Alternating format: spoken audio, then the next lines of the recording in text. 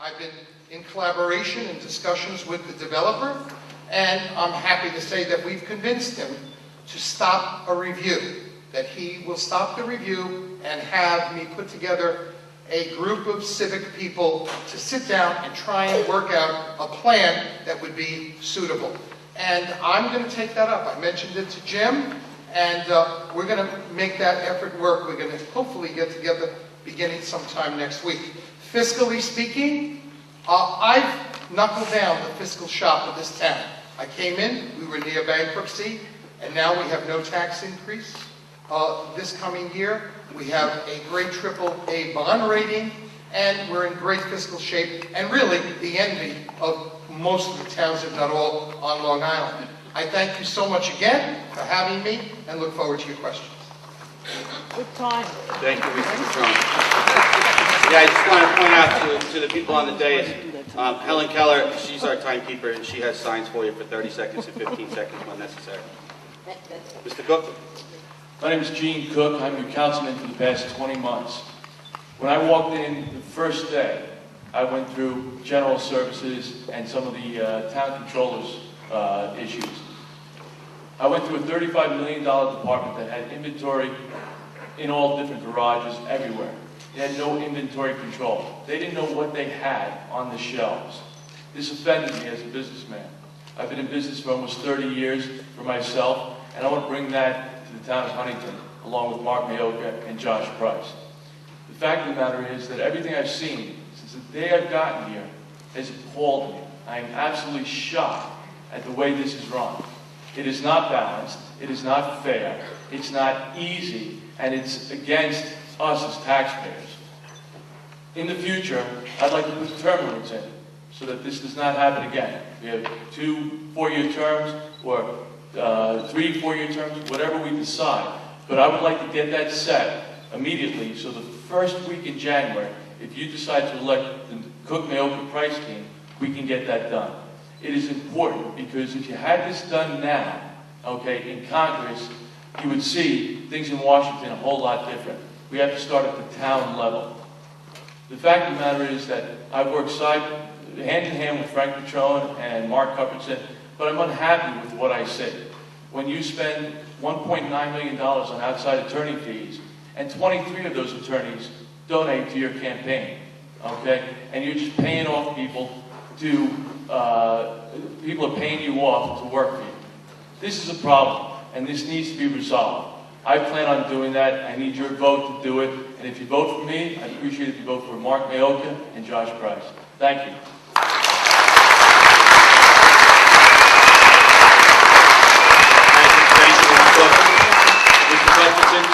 Good evening. Thank you to all the civic groups for organizing this, sponsoring this. It's a pleasure to be back with you. Obviously, I don't share the view that town hall is appalling or abysmal. In the last 4 years, we have kept the rate of tax increase to less than 1/2 of 1%. As the supervisor mentioned, this year's budget is a 0 tax increase. Now, it's one thing to stabilize or reduce taxes. It's another thing to do that when you put the fiscal health of the town in peril. We have a AAA bond rating, the highest of any town on Long Island, one of the highest in New York State. And what that means, it's not just a rating for bondholders, it's a report card by outside agencies that look at the credit of the town. Is this stable? Is this being run well? Are you doing gimmicks with your budget? And they look at all of those things and have found that we are the highest rated town on Long Island. We also found out a couple of weeks ago that the controller of the state of New York now has a fiscal stress test. It looks at stress factors for municipality. We have the lowest stress rating of any town on Long Island, with Southhold being the lowest, and the only towns that have double-digit stress indicators. The rest of the municipalities, like Suffolk County, I think is at 70%, Oyster Bay was at 30-some-odd%. All indicators of the fiscal well-being of the town. So we're keeping the town fiscally strong while also keeping all of those leading indicators going well. We haven't compromised on infrastructure and facilities. We continue to build ball fields. We continue to spend money on paving roads and drainage infrastructure because all of that is important. We have a vibrant, terrific downtown, whether it's Green Lawn or downtown Huntington, and we continue to nurture those areas as well as the economic center of Long Island, the Melville Employment Center. So I look forward to a further discussion of the issues. Thank you. Thank you very much, Mr. Lexington. Mr. Mayoka? Thank you. I'm Councilman Mark Mayoka, and I've had the pleasure of being your public servant for the past 4 years. And I have gotten a number of projects and programs accomplished, and I'm proud of them. I'm proud of my record. There has been literature sent out by my opponents, Mr. Cuthbertson and Mr. Petrone, saying that I am radical, that I am extreme. In fact, my most recent endeavor was to construct a map in the town of Huntington highlighting that the food pantries, there are available in locations of them. Is that radical? I have set up the Small Business Resource and Recovery Center, and I have done 5 separate programs. I did one on job search secrets, I did one on Hurricane Sandy, I did one on Hurricane Sandy 6 months later on disaster recovery efforts, and I just recently produced a program on first-time home buyers. I have worked tirelessly to help our veterans. I started the Building Homes for Heroes chapter in the town of Huntington, and we're able to gain $200,000 in supplies and building material and effort and people, organizations to reconstruct a home for Lieutenant, now Captain James Byler. I'm very proud of that. I was able to restore funding for the arts, which was cut 3 years ago. Does that seem extreme? I focused on hiring a full-time director of maritime services. It took 3 times for me to get these things accomplished. During my tenure, I have been blocked, obstructed, and delayed. We need a new management team in the town of Huntington. We know Huntington is a great place. We know we can make it better. I am concerned about this budget, this AAA budget that we're talking about. We've got a high credit rating. We need to keep it that way.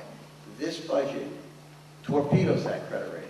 What it does is it reduces the general fund balance to $9.5 million. It's supposed to be 10% of our general fund spending. We spend $95 million, so it's supposed to be $9.5 million. We're $100,000 below what we need to have for a AAA bond rating. So I'm very concerned about the budget. We have a great place. Please, on November 5th, I'd like your support for myself, Councilman Cook, and Josh Mr. Price. Mayoka, So thank you please- very much, Mr. Mayoka. Thank you. I appreciate it.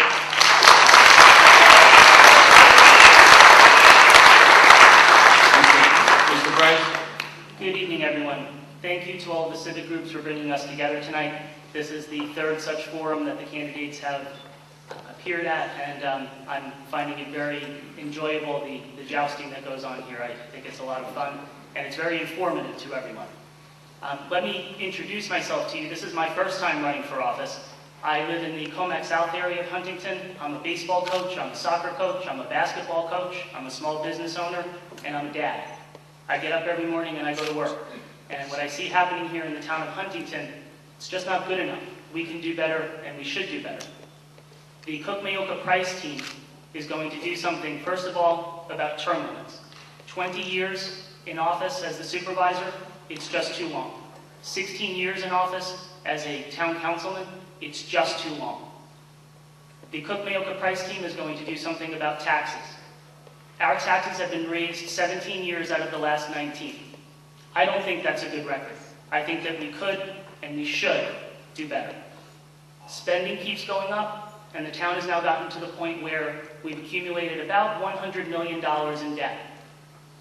We spend approximately $9 million every year paying interest on that debt. Over the course of the evening, when you hear the candidates talk about how we want to build ball fields and we want to build catch basins and we want to improve our roads, think about what $9 million can do for all of the things that we all agree that we need, but we don't have the money to do it because we spend all this money on interest.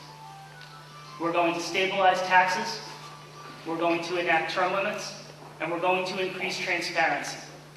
The Cook-Mayoka-Price team, once in office in January, will post a record on the town website of every dollar that is spent.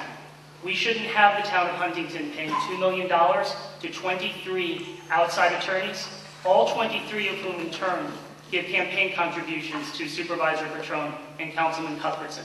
The town should be able to see this. Under the Cook-Mayoka Price team, there will be transparency and there won't be any pay to play. We can do a lot better here in Huntington. Please support the Cook-Mayoka Price team. Thank you, Mr. President.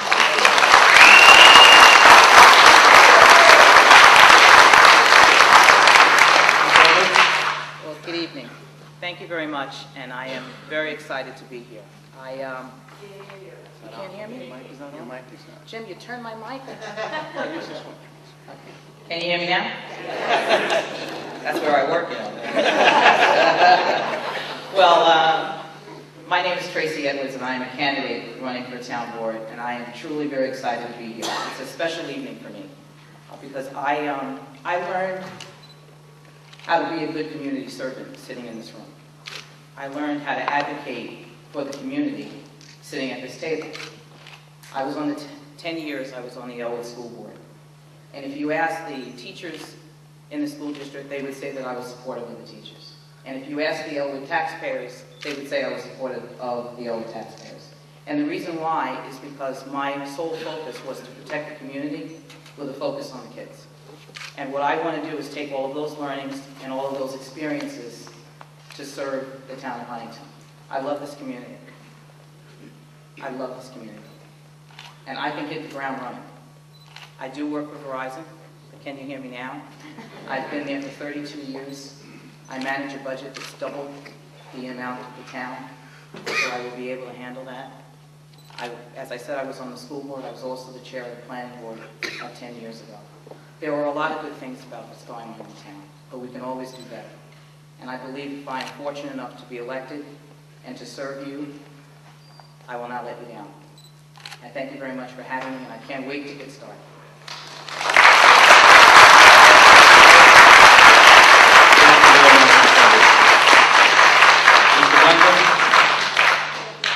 Hi, my name is Pete Gunther, and I'm running for Highway Superintendent.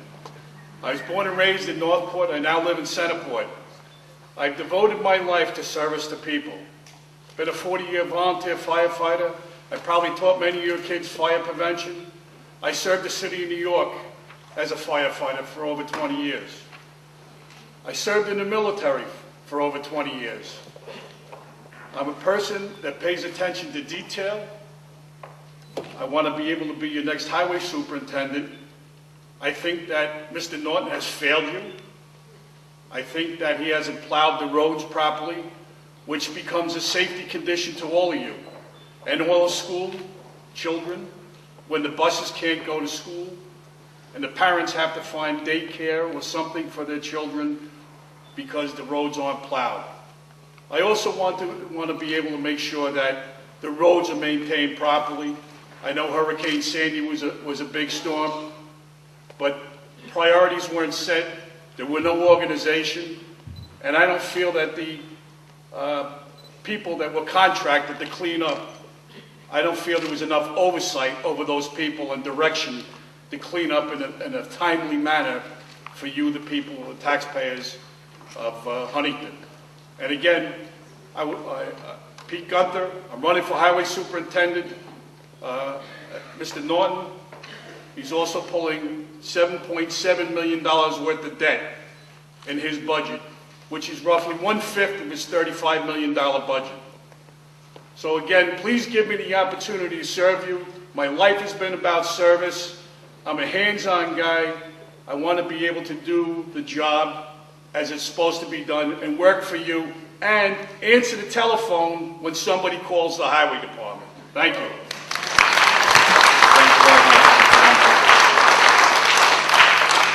Mr. Norton?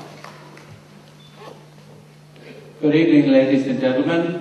It's a pleasure to be here this evening and thank all the associations for having this meeting with all of the candidates for the election on November the 5th.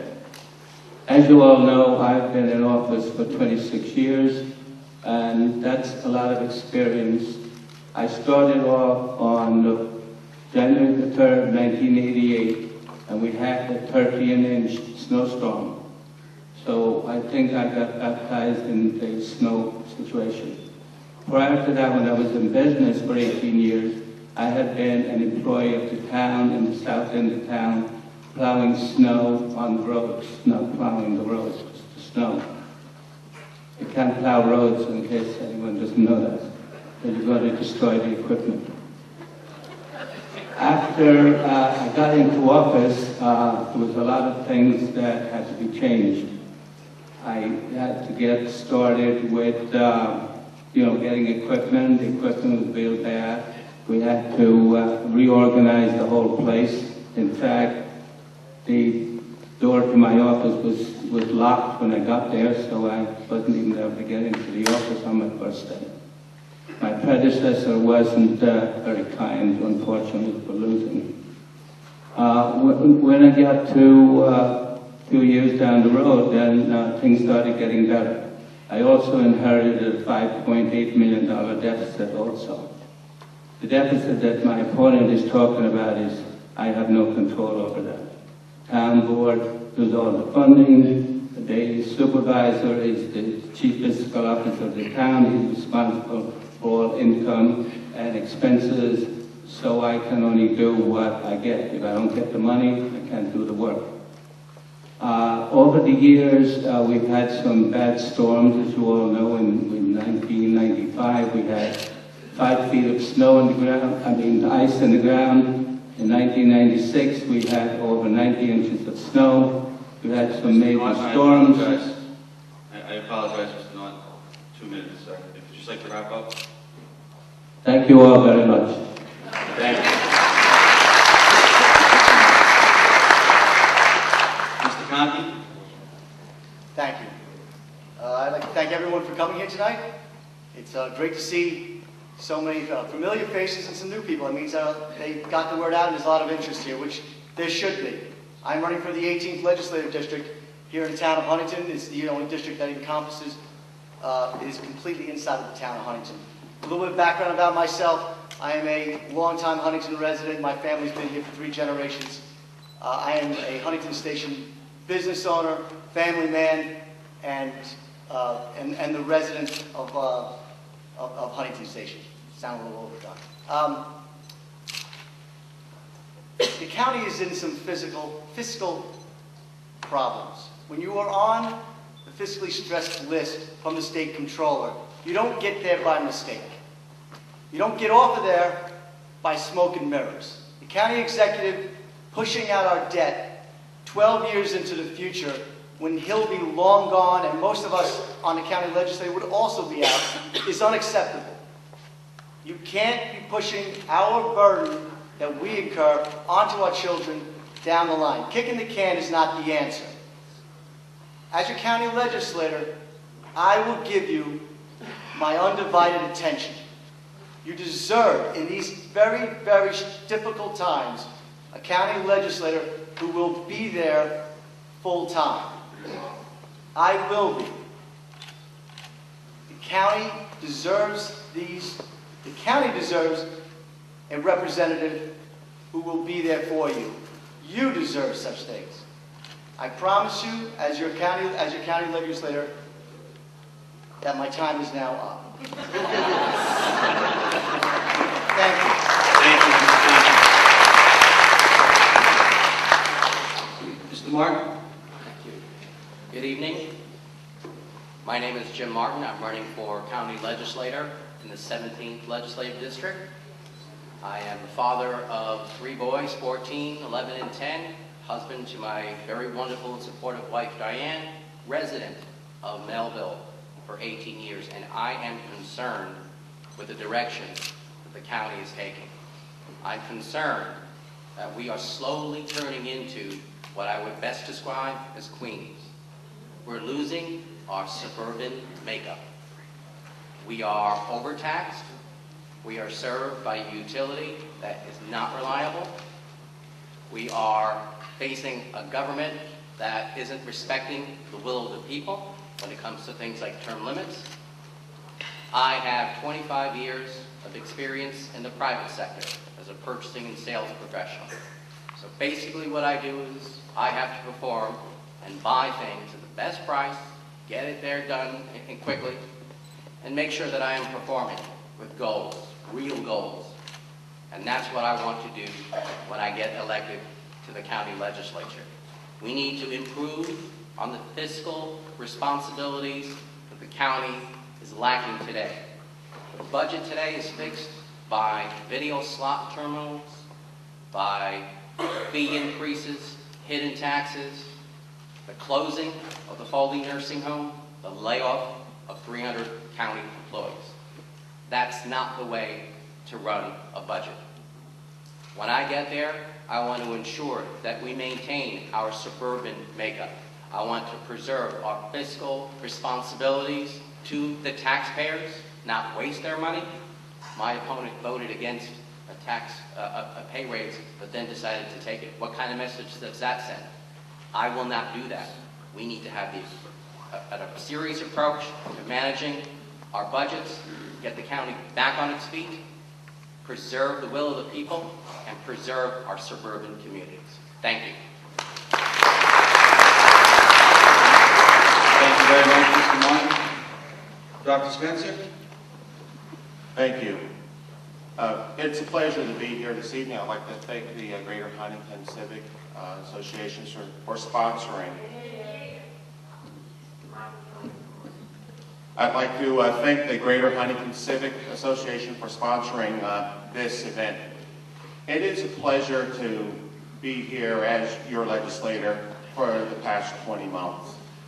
I feel that we came in at a time where we had to make some difficult decisions, and we've been able to take a huge budget deficit and make tough choices to start to get us on the right track. I would like to ask for you to continue to support me because I love this community and I have done the job. Over the past 20 months, I've been fortunate to bring $4.6 million to upgrade the Northport Sewer Treatment Plant. That will save our taxpayers huge tax increases. It will help us get our beaches open. It will help preserve our harbor.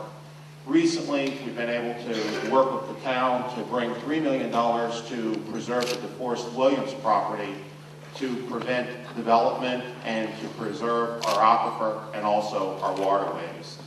I've taken an intense interest as chair of the Health Committee in terms of making our government more efficient. We've been able to keep services and streamline and do the job that we've needed to do. We've worked to prevent our children from texting and driving, and we've seen that initiative go nationwide. We've worked to prevent energy drink companies from marketing to our children, and we took our argument to Capitol Hill. We've offered internship programs for our young people, and we've seen that program double over the past year and a half. I've been out there in communities, knocking on doors, listening to you. It is an honor to be your legislator, and I would like to continue to do that work. Thank you. Thank you very much, Dr. Spencer. I'm going to try this again. All right. So as I had stated earlier, we're gonna have 5 categories.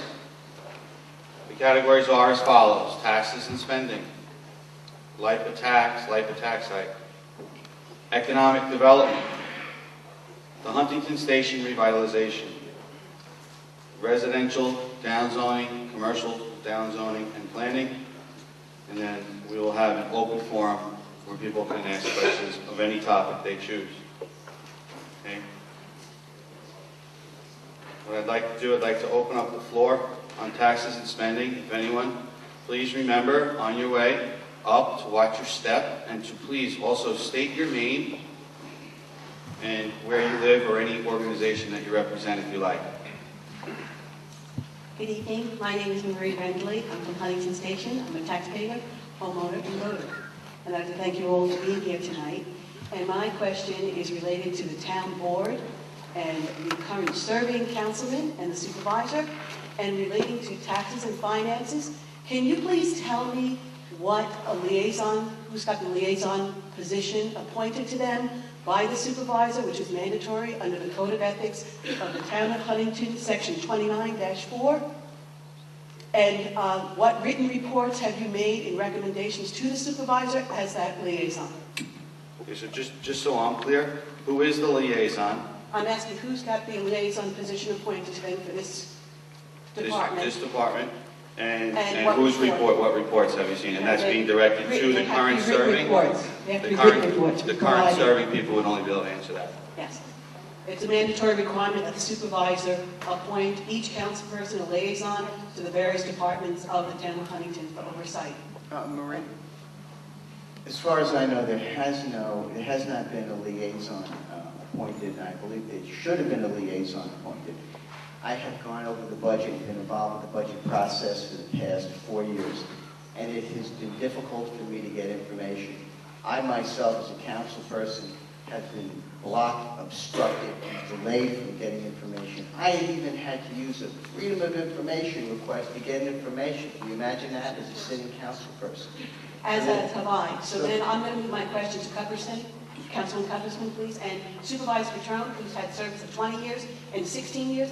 In those 20 years, Supervisor, have you ever appointed any of the councilmen liaisons, as is your required responsibility under the Code of Ethics? And that failure to do so causes removal from office. And do you think you're above the law? Well, I think you're a little extreme in terms of removal of office.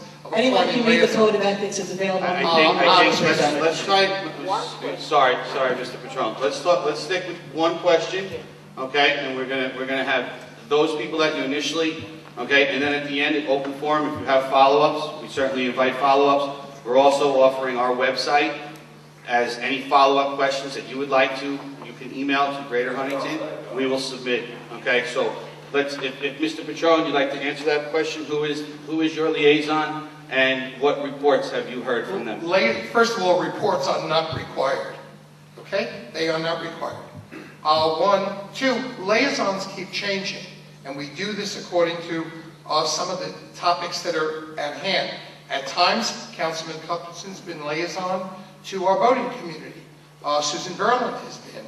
I've had Mark Mayoka sit with me on occasion on the fiscal things. We do talk, we don't agree, but we do discuss it. I've had Mr. Cook liaison with the Highway Department. He offered this. Many of these things take place during our workshops and our exec sessions, and people take those responsibilities. Sue Berland is working with the fire departments. We've had several liaisons, and they've done the various jobs, and they change. They continue changing. Mr. Cupperson works with the law department because he does have that expertise. The idea of liaison is not so much to run an area or a department. A liaison is to bring information back basically to the supervisor so that the supervisor can have assistance in administering. And we have done that. Thank you, Mr. Patron. Mr. Cook? Early on when I came in, as I said, I went through general services and it was run horrendously. I asked Supervisor Patron to be the liaison and to work with that group to take care of it. I was denied. The fact of the matter is that the head of general services is related to Mark Cupperson, so that it was sort of tying your hands up. You couldn't get anything done. I've not been able to get any information, and I, along with Mark Mayoka, have also had to file for Freedom of Information to get things, and I still, to this day, have not received them. You know what? A well-run town is run by the supervisor, who is the chief executive officer, and the department heads, who by law administer those department heads. The department heads, under the town law, hire and fire the employees and report to the supervisor. The job of a town board member on this municipal corporate board is not to micromanage the daily affairs of the town. That's not how a good corporation runs. That's not how a good organization runs. You elect the chief executive officer, a strong, good leader like Supervisor Patron. We pick department heads who set policy.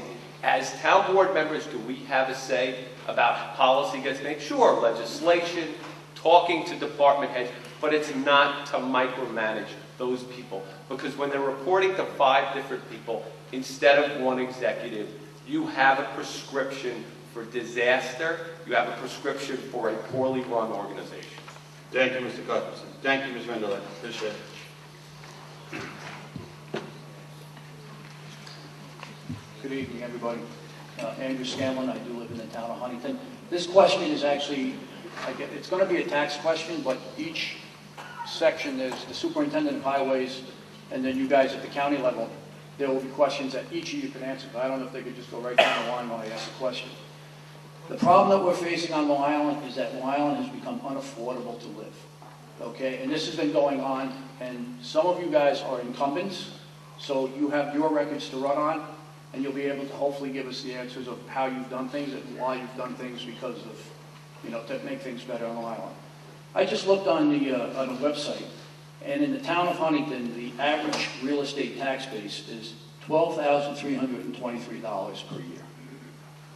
How do you expect young children, our children growing up, coming in to buy a home, senior citizens, to be able to afford those kinds of tax bases?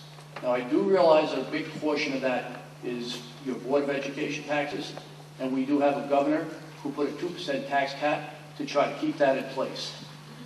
I have not seen the town of Huntington trying to cap that over the period of your incumbency, 18 years. In fact, real estate taxes, I think, have gone up 120%, okay? In the county, the way that you guys do your budgeting is behind, well, I would like to know what they're doing. Okay, so what, if I could just paraphrase, what have you done, either working for the town of Huntington, working for the Highway Department, which is part of the town of Huntington, or Suffolk County Legislator, to make our lives a little more affordable for ourselves, young children, and senior citizens? Exactly, keep it in check. Okay, absolutely. You'd like to start on the end, Dr. Spencer? Sure, thanks for your question. What we've done is that for the first time, we've asked our county employees to pay into their health insurance benefits. We see that in the private sector, and we support our municipal employees, but that was a very difficult thing to do, but we've made those tough choices. We did look at our workforce, which is 10,000, and we did reduce the workforce by almost 10%, but we were able to maintain services. So we're saying, look, you've given us enough taxes. There are too many taxing agencies in New York and the county. What we've been able to do is hold the line by making those tough decisions. We have a lot of unfunded mandates in terms of pension costs that we get from the state, and then when we saw the recession, the downturn in our sales tax revenue, that had a big impact. But we did make tough decisions like closing the nursing home, and that was gut-wrenching for me as a physician. But we said, what do we need to do that the private sector can't do? And we let the private sector do the jobs that they do best. But we're continuing to maintain those services, and I'll continue to make those tough choices. Thank you, Dr. Spencer. Mr. Norton?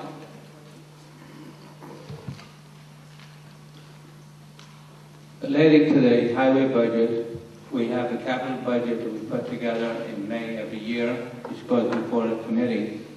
And we also have the operating budget, which we put together, and then we have a meeting with the supervisor, which we have like early August, which we have this year and every other year. We go over all the different items in the budget, and some might need increase, some might decrease. And then the supervisor by law has to put the budget for the year for everything before the town board by the 30th of September, which he has done.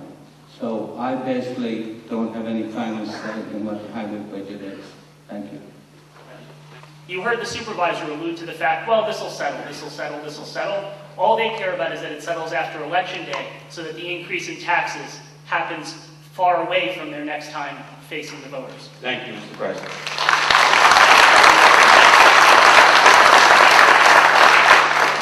Ms. Edwards? There's two things that we have to do. One is we have to continue to fight, because this is not just a school board, East Northport, Northport issue. It is a total Huntington issue. And there's two things that have to be done. It's not accurate that other power plants are not overassessed. The reason why is because in Nassau County, the law is different. So in Island Park School District, the power plant that's in Island Park would pay the same type of assessment as residential and in commercial. So they have a bigger benefit than the Northport, East Northport School District in terms of assessment. So not only do we have to continue to fight for fairness, we have to continue to push and partner with the state delegation to change the law for future so that we can protect not only East Northport, but the town of Huntington as a whole. Thank you very much.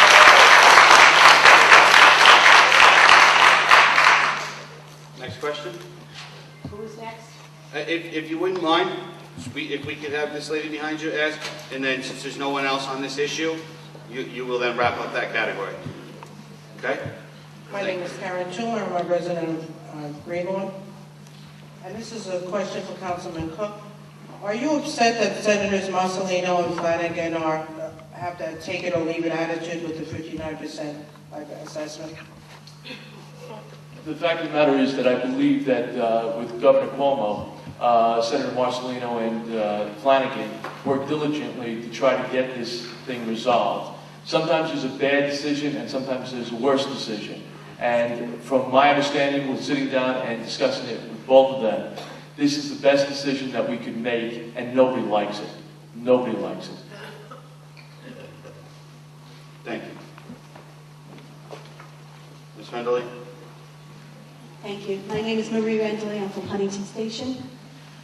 I want to know for all the town council members and those that are running for office and non-incumbents, if you have considered that the over-assessment and money being paid for taxes, not just the school district, but all of the LIPA customers in Nassau and Suffolk combined, who have been burdened on their LIPA bills to pay for that over-assessed tax. I think that LIPA is being very generous in not asking for the back, but to put up a plan to decrease the amount of over the years till it gets to a reasonable amount. If someone overcharged me for taxes, if you went into buy and charged you $500, What's the question? Have you considered the ramifications? You're only talking about and not the impact on all of the citizens of Huntington, payers that pay electric bills that would assume. Okay, so people running, you considered the ramifications of the overassessment tax. And its effect on all of the citizens of Huntington, all the electric paying customers. Well, since we went down, start with Mrs. Edwards, and we'll come back down to Mr. Yeah, Ms. Petrone. Friendly, that we have to continue to fight because it's not just the East Northport, or all of the town of Huntington. You know, the school. Fight. What do you mean by fight? We have to, because this LIPA settlement, we can't allow this to happen because the assessment is going to impact not only the people that live in East Northport, the town of Huntington, which is why we have to do two things. We can't just settle right now because they still want the assessment to be too low, and it's going to be a tremendous burden knocking on the doors in Northport, which is in the town of Huntington. And we have residents there that just purchased a house there, and they're at risk of having their taxes go up. That could happen, right? So we have to do everything that we can in order to protect it. And we have to stay on the state officials to make sure they change the law. They have to change the law for the future.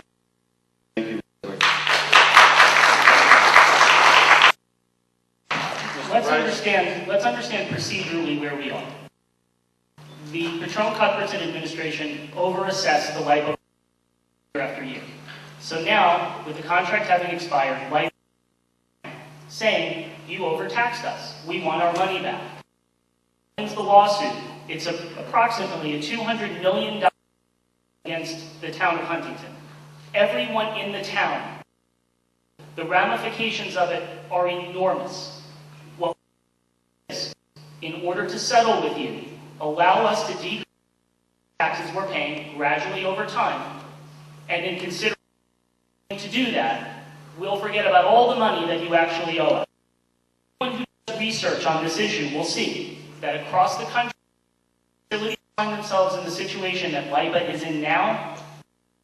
Lawsuits. They win them. And while it's very nice for the people to sit up on this dais tonight and to tell all of you we're going to fight them, they caused this problem and deal with it. And I haven't heard any real answers from them except we need to on election day and we'll keep negotiating. Thank you, Mr. President.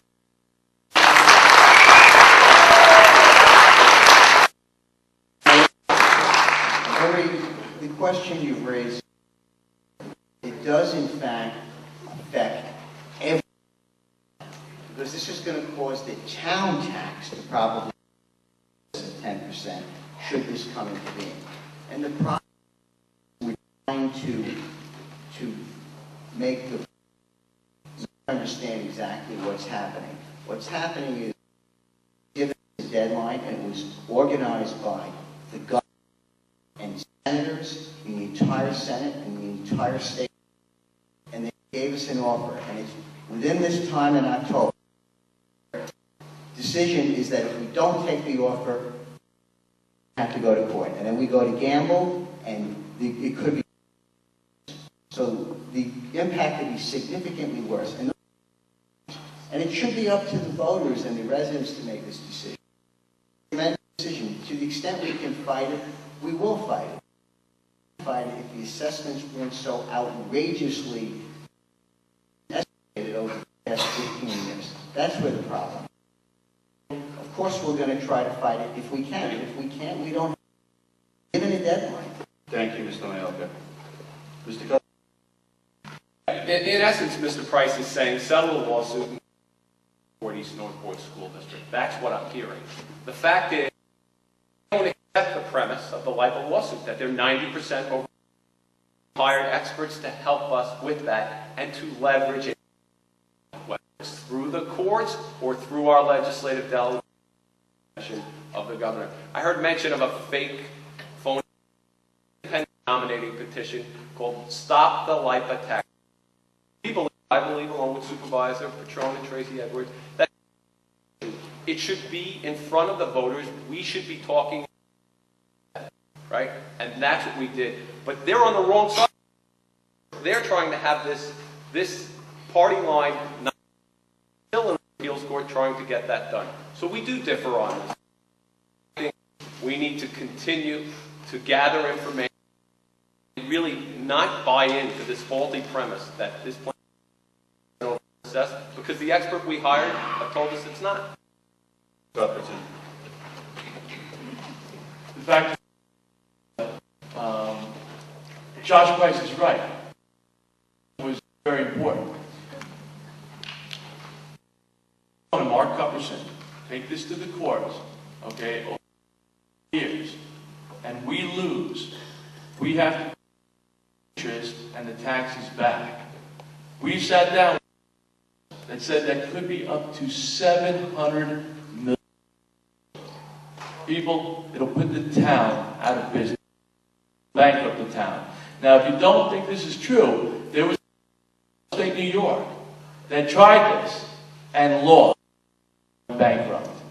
I don't want to see that happen in the town. This is a great town. It needs to be managed properly, and with the team, it will. Thank you. All right, now it's time for a little fact searching. First, change the assessment in 20 years with Governor Pataki. And that agreement, they reneged on, and they followed another certiorari suit, the one we currently have. We increased that assessment. They tell you $40 million reduction, it's going back to the rate cut. Well, do you know what that calculates out to? It's $1 a month. Take a $200 light bill. You're going to get $2 a month back. And the school district's going to, a town is going to be burdened. And do you really that if this even went to court and we were losing, that delegation wouldn't stand up and say, give them the same deal you're giving. Of course they will. Of course they will. Astonishing to me that here we have elected officials that want to be elected officials that want to tax the people. You know what? Attorney fees will still have to be spent. They give up before we've even fought. Shame on. Thank you for your answers and information and to consider. Thank you. LIPA tax hike? Good evening, Alameda. This question is directed to Frank Petrone, Jefferson, and Tracy Edwards. You are part of the Scott Hike Party, whose petitions were circulated at various places throughout the town by people who told the people a petition to stop a LIPA tax hike. Many of the petition are now outraged that they were deceived in such a way. Just a vanity line for the three of you. Judge Murphy reasoned that is being appealed, that the people should be responsible for no matter what they are told by the petition gatherers. I would like to comment on these deceitful allegations and let these fine people know that if you support your petitioners, signing your petitions.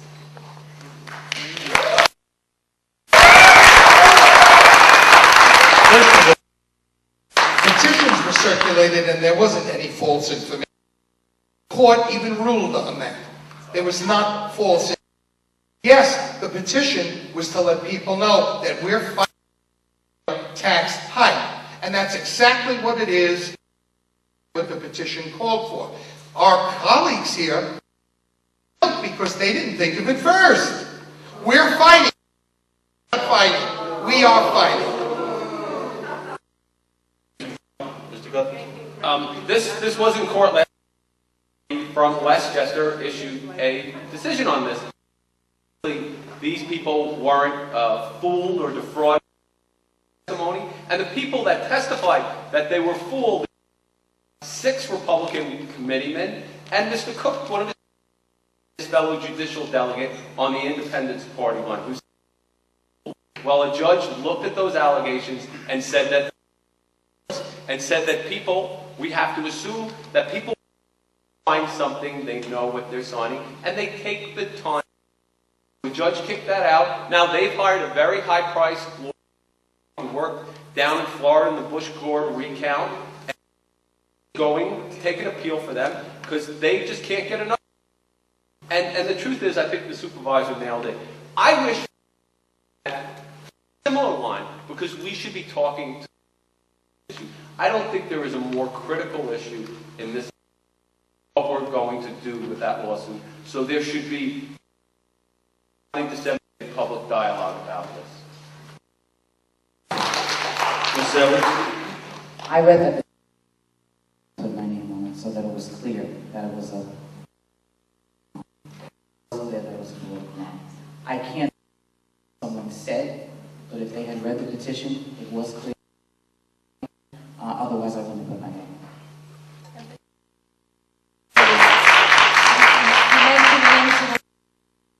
That LIPA wanted to negotiate an end to the lawsuit until after the election?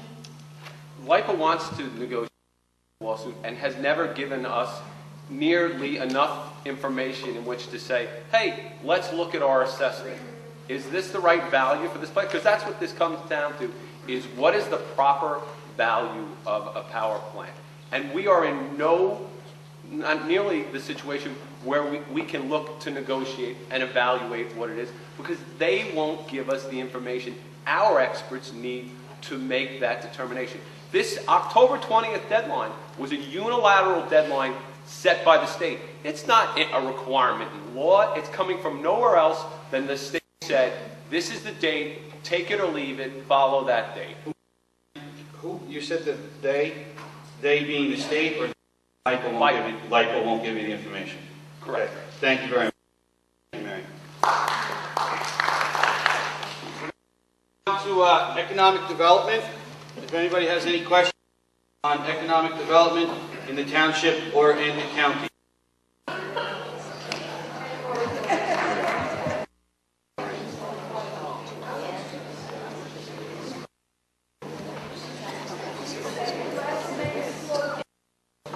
Yes. Rendelay. Brendley. My name is Brendley. I'm from the town of Huntington Station. In regards to environmental, not environmental, what's this? Development. Economic development. This question goes out, I guess, the legislators as well as the town council members that are running in regards to comprehensive plan of the town of code and how it should be developed, proceed to grow. And it's my research, the town board that's been sitting for the past years had made numerous changes and zonings and chapters to the code that seem to be in conflict and are away the ability for individual homeowners to get property in a legal manner or to family members. We need the question. I understand I'm setting it. Okay, well now just for my clarification, we are going to be talking about planning and Horizon 2020 planning later on. That's the plan, Huntington plan that you're talking about? No, I'm talking about code, which is about this thick. Okay. And what is the question specific to I'm economic sure all the development? council people that are running the town code, I don't know about the legislators, but the idea is that we're getting away from the comprehensive plan economic development of our township of Huntington and the various. So when I'm asking each of these representatives, how would you address these changes in codes that are not in keeping with the master plan that the town of Huntington code be, so that citizens and single families with kids who have no place to live it's very can hard live with their families, develop their properties and so forth. How are you? Development. Okay. I'm writing everything down here. How are you addressing changes in the code? How would you change or change the code so that it meets with a comprehensive plan of the development economic of the town of Huntington? Okay. How would you address or change so that it's in line with the economic development of And the that goes with the township? state laws that you would do and support. And that's going to everybody. That is going to the town council and that's And going to the the legislators. Okay, so how would you address, change the code so that it's in line with the economic development plan for the township? Okay? We came, so we'll go that way this time. Okay? Mr. First of all, we constantly change the code. Constantly reinforce, cross-reference so much of that it does get caught up, and Horizon 2020 was the basis for all of it. Horizon 2020 is the basic planning document that coupled with any other code changes dealing in any other specific. We do this on a monthly basis almost. We do this when we find that there are issues that are verified. And what it is a continuous in order to bring that code into, and we change codes because things change, times change as well. And it's a big task. It's a big task. But we have done it, we have continuously, and we have to continue to do it. Continuing to do it perhaps means we need a program that needs to identify more cross-referencing. That is particularly a problem, where you have to reference one code to the next. And that's a very difficult task. Pulling it apart, piecemeal by piecemeal. Thank you, Mr. Cook. The fact of the matter is, Frank Petrone, him and Mark Cupperson over the past 16, 20 years, codes, whatever they like, pretty much. Looking out for us, the people. That is how I got with politics and ran for town board. First got in, I started working with the building department, planning, legal department, so we could start changing laws and going over what's good for us as people and problems for us. The problem with Frank Petrone changing these laws it makes red tape. And I've been into the building department or planning, realizes you have to go through, hoop after hoop to get done. It's not the right way to do it, and if I get in Cupperson and Josh Price, we will change those for all of us. Oh, Mark may open up. Thank you, Mr. Cook. Mr. Cook. Mr. Cook. Hey! I don't think you plug me after this. Listen, we may have been around a while. We tried, and in 20 short months, Cook, his work with the building codes was to and legalize an illegal structure that he built on his signature legislation. You asked about the master plan and economic development. The plan is a document that's put in place. It's an aspirational document.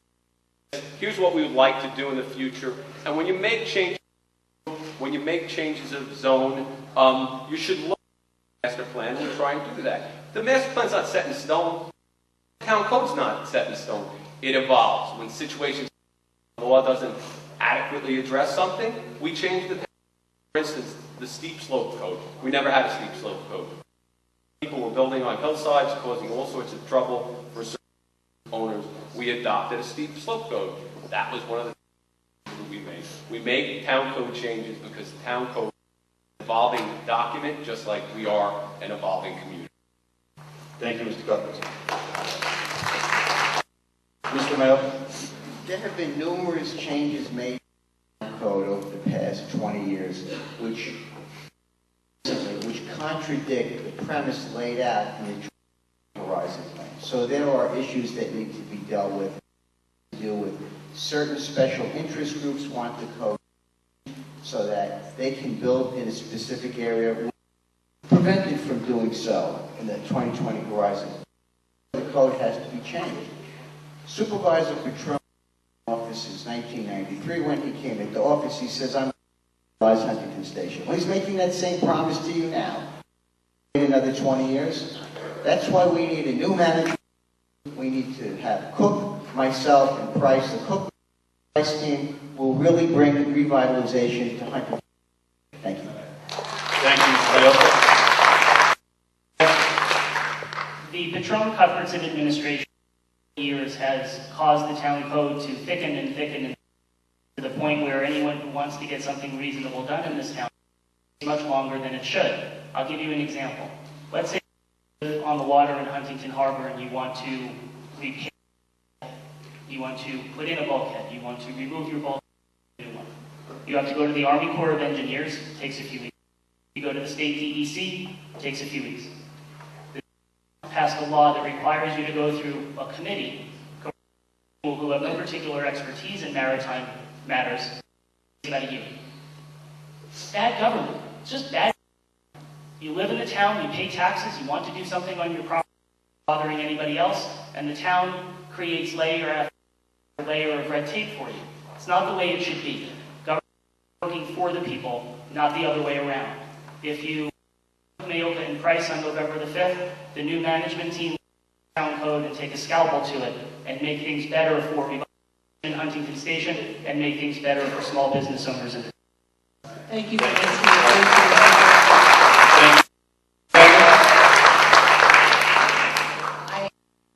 I don't think we have a code issue. I think we can monitor the process.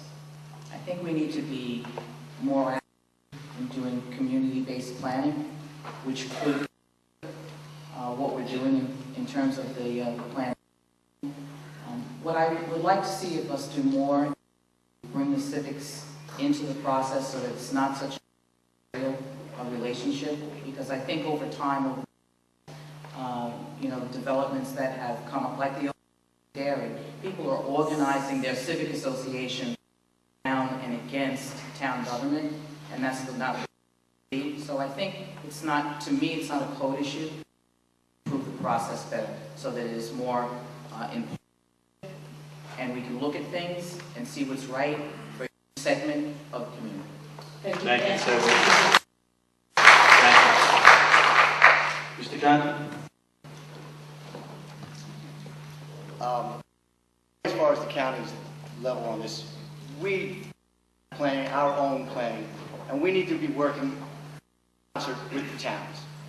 Not just obviously the town of Huntington, all the towns, and when they're having plans. And when we make recommendations, that the teeth are there, that they stand. Because there are a lot of times we to give the recommendations, and then behind closed doors, things have been pushed away. And then immediately, the town gets what they need, or more importantly, what they want. As a county, we need to turn around and make sure that our planning department stands up for what they believe is right, and how they believe certain parcels are going to be adversely affecting not only the community, but also the water, because we are very concerned about the aquifers. Thank you, Mr. Clancy. Mr. Martin? One of the issues about the code is whether or not it's being enforced. I hear that a lot when I'm walking in the neighborhoods. As a county legislator, there's a crime issue in Huntington Station. We have to work to make sure that the second precinct has the resources it needs to address the causes of crime, to make it a safer place. Once that starts, the revitalization of Huntington Station can truly begin. And that really hasn't happened. And I think part of their issues at the county level is that they've cut processes, particularly within the police department, where their resources are stretched. So they don't have what's necessary to go into Huntington Station and to be there and to have a proper police presence and to address some of the issues. I met with some residents recently. They were talking about issues that they brought up, particularly along New York Avenue. Nothing's been done. As a legislator, that's something that I would prioritize, making sure that the police have the resources they need to address the crime issue and the causes of crime. Thank you, Mr. Martin. Dr. Spencer? Thank you. One of the things that we have to look at with not just development, but we have to look at smart growth. And part of the issue when we look at development is you have an increasing population. And with that increasing population, there is increased waste. And one of the things that we're looking at now is that we're only 25% sewered. We put our waste on top of our drinking water. And when we look at these development, we have to make sure that we're not using 1940s technology. As chair of the Department of Health, we're looking at new technologies to make sure that we protect our aquifer. Yesterday in the legislature, we passed the first comprehensive aquifer protection plan that will make sure that we look at our water and before we drill into our upper glacier aquifer to prevent contamination, to prevent overdevelopment. We have to look at open space. We were able to continue to do that on the county level by preserving the Williams property. So we're stopping development, we're looking at smart growth, we're working to get stakeholder input from the city. Thank you, Dr. Spencer. Thank you for answering the specifics of the question. Thank you very much. Thank you for your response. Thank you. As far as economic development, this Long Island has had a rich history of high brain power and high paying jobs when we had Grumman and Fairchild. They're long gone. For the incumbents, I'd like to know, in your 20 years and 18 years, what projects have you done to replace those jobs? Because that's our economy. We have Melville, probably one of the best sites on Long Island to develop that. And for the gentlemen who are running, and Mr. Spencer, I know I've been in to talk to you about this, but I'd like to know what you've done since you're an incumbent. And for the guys running, I'd like to know what your vision is to replace Long Island jobs. Not with just jobs, not low-paying part-time, but with high-paying quality jobs. Okay, so to the incumbents, what projects have you done to replace what has left the island? And for those running, what projects or plans do you have to bring in some of those jobs? And we're going to come back down that way because we went that way last time. Oh, I thought you went the other way. Okay. No, we finished with Dr. Spencer last. Dr. Spencer was the last one to speak, according to my notes, with smart growth and sewer on top of the aquifer, so we're going to come back this way. So, Dr. Spencer? Well, one of the things that I've worked on to try to create jobs is to make sure we stop the brain drain. and we see our young people are leaving because they can't afford to come back here. What we want to do is work with our universities and have an energy curriculum so that when we do attract businesses, that they have the intellectual resources here. We also need to have attainable housing for our young people. Our young people can't come back unless they live with us and find a place to be able to live. So one of the things that we've done with the IDA recently in the town of Huntington, we created a tech hub to help foster small businesses. So I was fortunate to work with our IDA to bring that right here to the town of Huntington. And what we're trying to do is to support those 21st century jobs. And also, my Lead by Example internship program introduces our young people to businesses that are currently here so that when they're finished with their education, they'll have a job waiting for them. Thank you, Dr. Spencer. Mr. Martin? There are probably a third of the industrial parks where businesses are located are empty, or at least for sale signs at them. I happen to work for one of the largest employers on Long Island. We do business with dozens of medium-sized businesses and hundreds of smaller businesses. We need to bring in 4 to 10 to 20 more companies like that, and you need somebody who understands and is able to speak the language, be able to work with what businesses want. Part of the problem is the tax base here is very high. The cost of power for commercial rates too high. So it's very unattractive. That has to be addressed. I can tell you, I've got experience working at that level where my opponent doesn't. And to be able to sit across the table, talk to potential businesses, to lure them here, as opposed to the defensive position to try and keep people here. We should be looking at the problems. Why are companies leaving? Tax base is too high. We have so much to offer on Long Island. We need to make that approach, and that would be my plan. Thank you, Mr. Martin. Mr. Conti, care to respond? I'm sure many of you know that years ago we had Grumman, which was a big defense contractor, and supported many, many middle-class jobs that all of us were affected on in a positive way, whether they were our personal family members or visited our businesses and supported our families by coming to our stores. But the problem was when Grumman left, they left a huge hole. So we cannot continue to have one particular, industry that would be supporting us, whether it's the medical industry or it's the tech industry. We need to continue to grow, but we need to look at multiple avenues to get that growth. Going to our colleges and getting them on board is a great start. But people say the brain drain. We live right next door to one of the greatest cities in the world. There is a lot of attractive things about living on Long Island and living, quite honestly, in Huntington. And part of it is living right next to one of these greatest cities in the world. There are people who will come. We need to make it affordable, there's no doubt. We need to get the business up and going. And we need to talk to the businesses outside and get them to come here and... Thank you, Mr. Conti. Thank you, Mr. Conti. I'm sorry. It's all right, Mr. Cameron. I'm going to run after this. Not the way Not you're for running.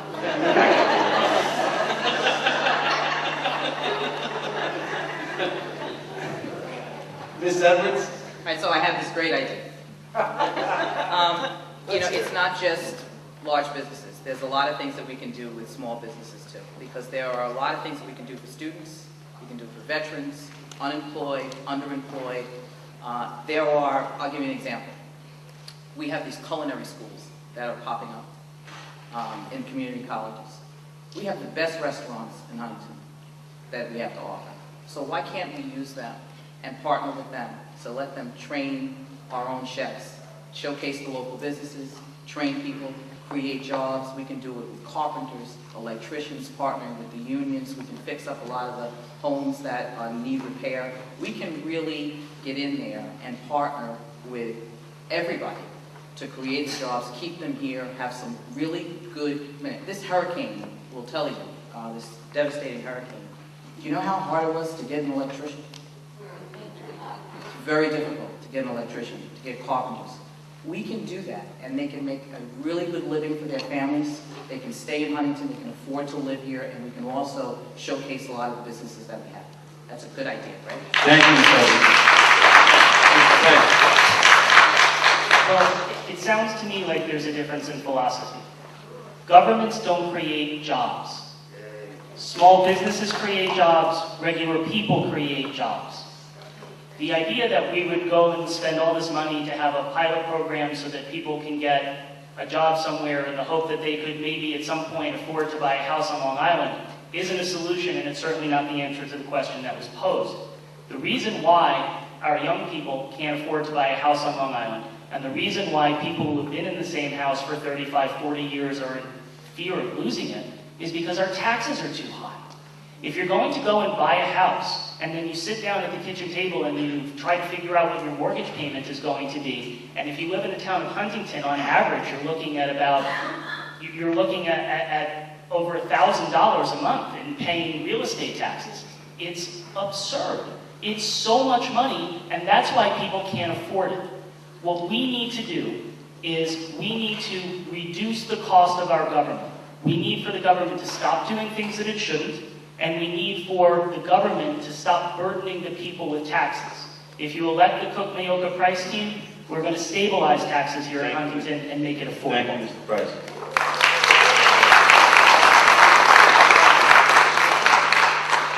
Mr. Mayoka. 4 years ago, I ran on a platform. I said that I would help small businesses. It's a promise I made, and it's a promise I kept. I set up the Small Business Resource and Recovery Center, but it wasn't without difficulty. I was blocked, delayed, and obstructed. It took Hurricane Irene to get a unanimous vote. What are they going to vote? No after Hurricane Irene? So it was unanimous. I set up the Small Business Resource and Recovery Center. We've seen so many businesses. We've had so many positive impacts on different businesses, whether it's a restaurant, whether it's a startup, whether it's high-tech. This is where we have to go. This is how we can create jobs in Huntington. We need to nurture and foster the development of these small businesses because they're going to become large. They're going to hire more people. They're going to move into different space. I also established Small Business Saturday in Huntington. During the summer, I spent hundreds of hours collecting 400 names for small businesses so we can have different programs that they're going to establish and develop for the holiday season so we can help the small businesses. Bottom line is the small businesses are what we need to develop and what we need to do. And Supervisor Patron has had an empty incubator for 3 years. Mr. Mayoka, thank you very much. Mr. Gustafson. So the question was, what do we do to replace behemoths like Grumman, right? What have we done to bring a major number of jobs? The question to the incumbents was, what have you done in your 18 years and 20 years, and then what are you going to do? Yeah, so we brought the biggest economic development project in a generation to Huntington, and that's Cannon. And it was 2,000 jobs, and it was $1.5 billion spin-off investment that's going to take place. It was a $500 million construction job that took place when our economy was at its worst. There was a huge building going up in Melville. We've also nurtured the businesses that are there and attracted new ones. Ruby's Costumes, maybe not a big name, but a multinational corporation that's located in Melville and has expanded. St. Charles Hospital has its back-end office things there in a very, very large space. First Data, not a glamorous company that you hear about, but they're located in Melville in over 200,000 square feet. So we've worked with the business community to nurture these businesses if they need to expand, to work with them, but to attract them. And the notion that government doesn't have a role to play in attracting business is just crazy. The governor of Texas, Rick Perry, flies all over the place, comes to New York to try and take businesses away. We had to work hard to retain Cannon on Long Island. There is a role for government to play in economic development, and that's a part of what we've done in the last couple of years. Thank you, Mr. Cook. So let me tell you a story. Last week I went down to Main Street in Huntington by New York Avenue and started meeting a number of well-to-do business owners. And they brought me into a room and we sat down and had a conversation. And they knew I was a businessman. We all agreed on everything. There was no difference in how we believed the town should go forward. The problem was they were afraid. They were afraid to put signs up. They were afraid to come out and tell people to vote for us because they were afraid that the town, certainly Mark Cupperson and Frank Petrone, would go out and send somebody down there to harass them. Now these are what they're saying to me. God's honest truth, I'm not lying to you. And the fact of the matter is that we have to encompass business. We have to cherish them, and we have to bring them on board and help them. We can't be picking on them and sending the building department or public safety down there to harass them because we don't like something they're doing. Thank you, Mr. Cook. Mr. Cuthbertson elaborated on any of the 110 companies. I will not elaborate there on my time. We just opened Target. We worked hard. Lowe's didn't want to be there. We worked hard to keep Target. We have a development corporation in the town that's been working not only with revitalization of the station, but it's worked with our downtowns to keep small businesses, which is really one of the essences of the town. They have a local development corporation. We now can give loans out for companies that are building and for nonprofits. We've been doing several of those. The incubator that was talked about, that's very important because it's going to keep people here in this town and keep the businesses in this town. We do have a role, and that role is in the future.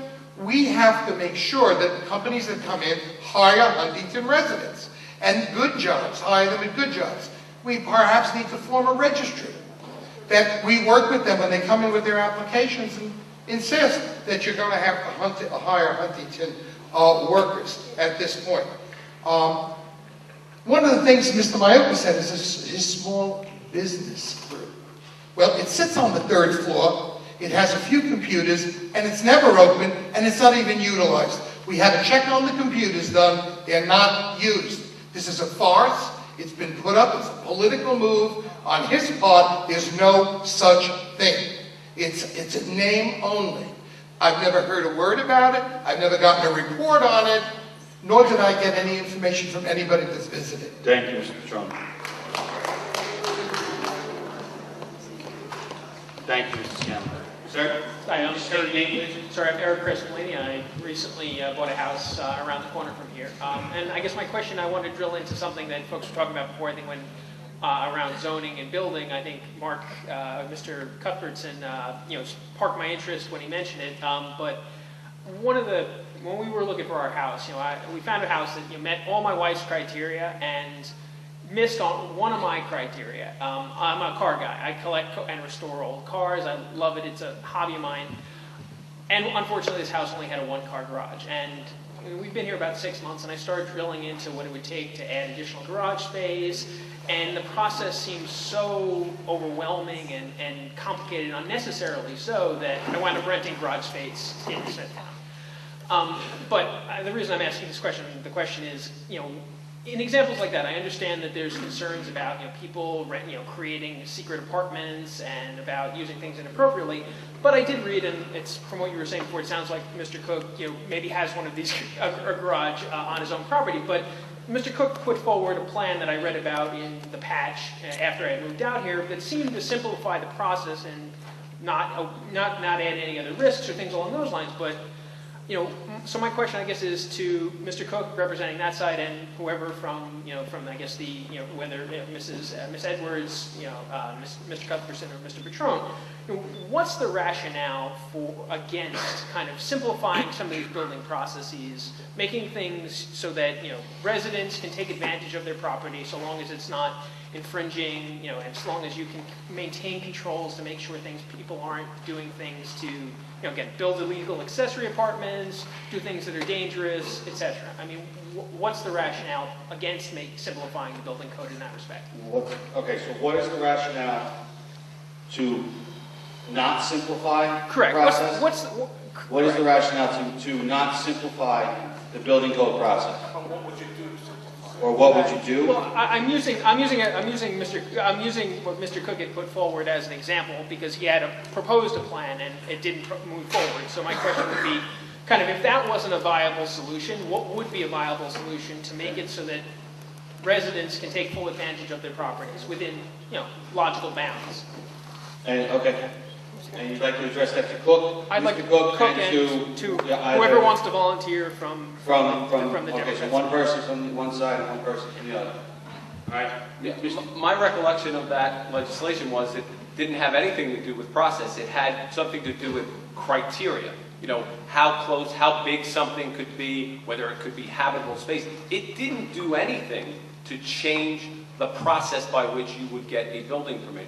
To your question of what's the problem with that type of thing, turning garages and making them larger and making them habitable space, in our experience, is problematic because they get turned into accessory apartments. And that's a problem because it creates a burden on the school district.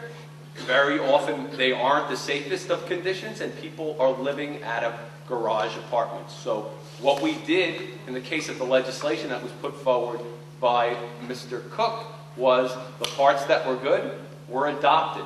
The parts that would have lent themselves to having habitable space or an oversized garage on a property were not adopted. Thank you, Mr. Cook. So Mr. Cook, respond? Sir, you're talking to a car guy. I love him. And the fact of the matter is, that's what I use my garage for. I had nothing but problems going through the building department for the past 7 years. It was horrendous. And I do this for a living. So the fact of the matter is, if they're doing that to me, what are they doing to the poor guy that has a baby coming and wants to put a little dormer on his roof? It's horrendous. The fact of the matter is that when I went through all these changes, there were changes for, to make things easier. So somebody could come in and the building department could go through that and streamline the production so that you didn't have to wait forever. Okay? Unfortunately, because of, and it was total political nonsense, my laws did not get adopted. Another law got put in, and it actually hurt us even more. And it's a shame. And when Cook, Mayoka, and Price get in, we're going to change that, and we're going to make it easy for everybody. Streamline the production and get it done right, so that everyone can use their property properly in the way they want. Without, and let me tell you something, nobody wants accessory apartments in their garages. And I had legislation in there to make sure it was tough. Thank you, Mr. Cook. Thank you very much.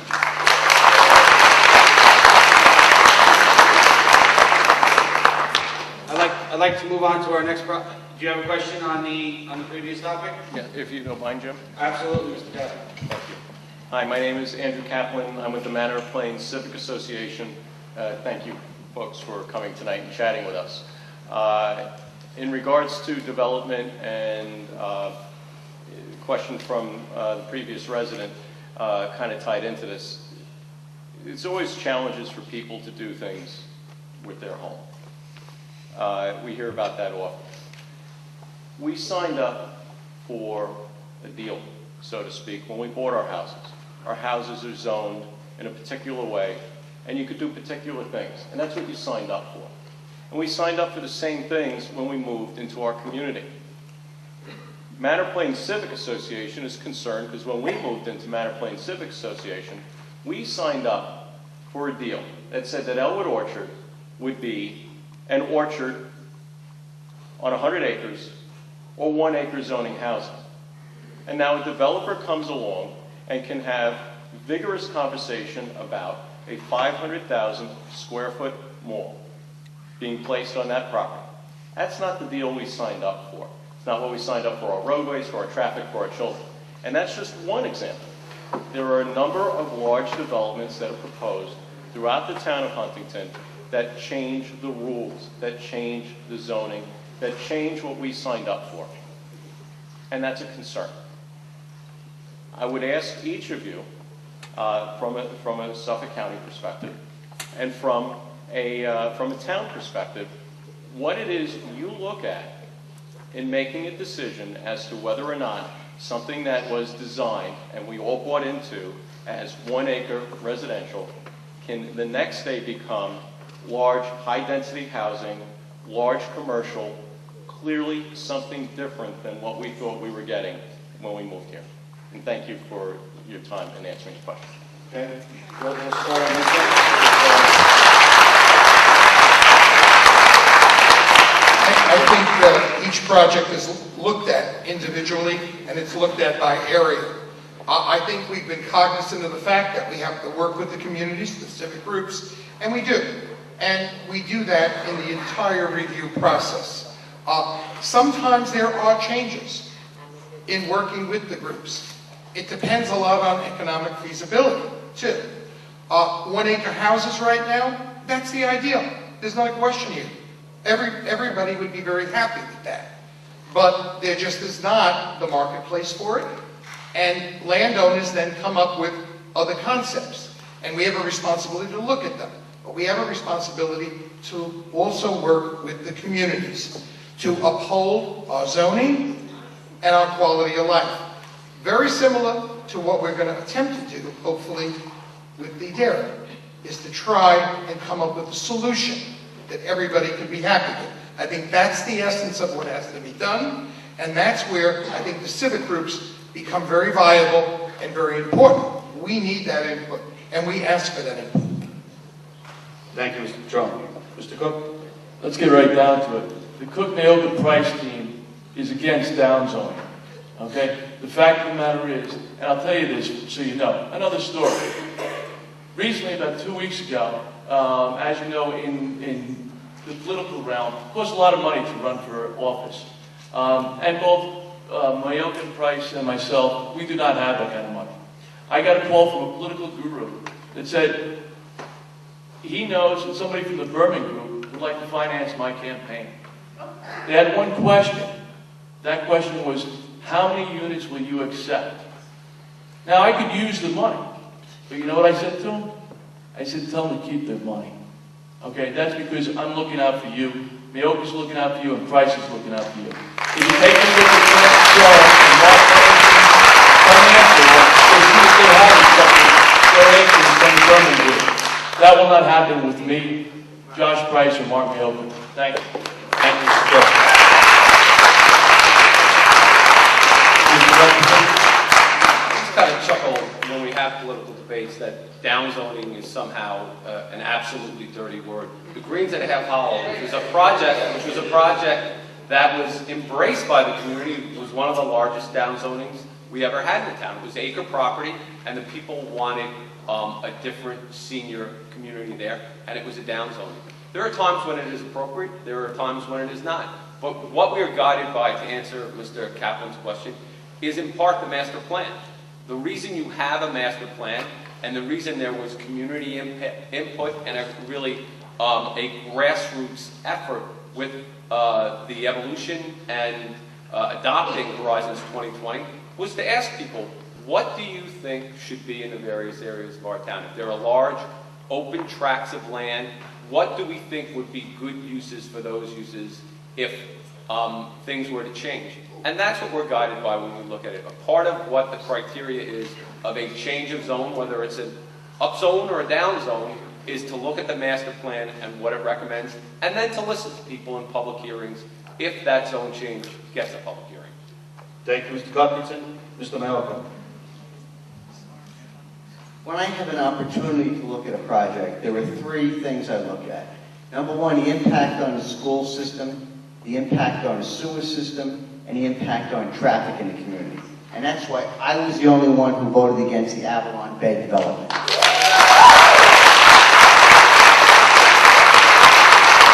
Everything has to work together. The development has to make sense. Cannon is a great project, but you know something? If you go to the residents, the local retirement communities, they're not happy because they didn't do a correct traffic study and they didn't plan for the ingress and egress. The person who's sitting in his over 55-year-old condo community is now taking a half hour to get out just to be able to buy a container with milk. At night, the building sets off beams of light. Some of the people can't even sleep at night. These are considerations we need to make. Going back to small business, the solution is developing small businesses and encouraging growth. And Supervisor Patron made in this statement, I have hundreds of businesses in my database. I'd be happy to show him that. He opened an incubator for 3 years. It cost $30,000 a year. We threw $100,000 a year down the drain, and it was empty, and it was completely wasted. I will avoid that waste, and the Cook Mayoka Price team will not allow wasteful spending. Thank you.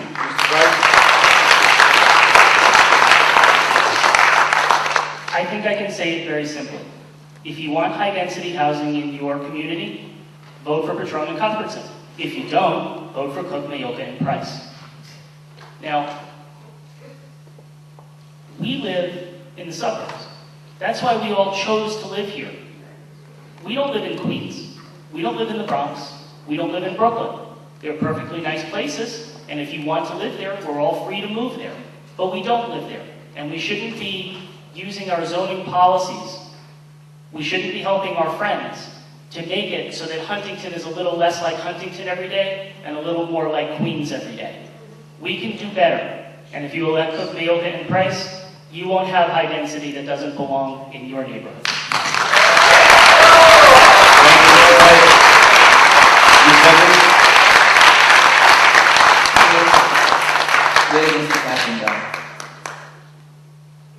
Oh, okay. Mr. Kaplan, I think that any change of zone must show a community benefit. That's what I think we have to do. You know, if you remember, Media Villa wanted to do the orchards, and I was against Media Villa. I was on the school board because it was just too big. You know, we wouldn't be able to afford it in the school district. We wouldn't be able to afford the kids. It was going to be so much traffic in there, and I think that that was an example of something that we should not do. There are examples of things that we should do, but I think that the process should just be more inclusive, that we have to continue to work with the civic associations. We also have to see any development and any developer that comes in, we have to make sure that we understand the impacts for the housing and the school districts. So we have to work better with the school district officials, the school board members, the fire departments, to just see how would that development impact the neighborhood. And one of the things that I'd like to do is to form a civic leadership council so that we could discuss more openly some of the things that we're doing. I think we just need to be a little bit better in community-based planning so that we're doing things a little bit more inclusive.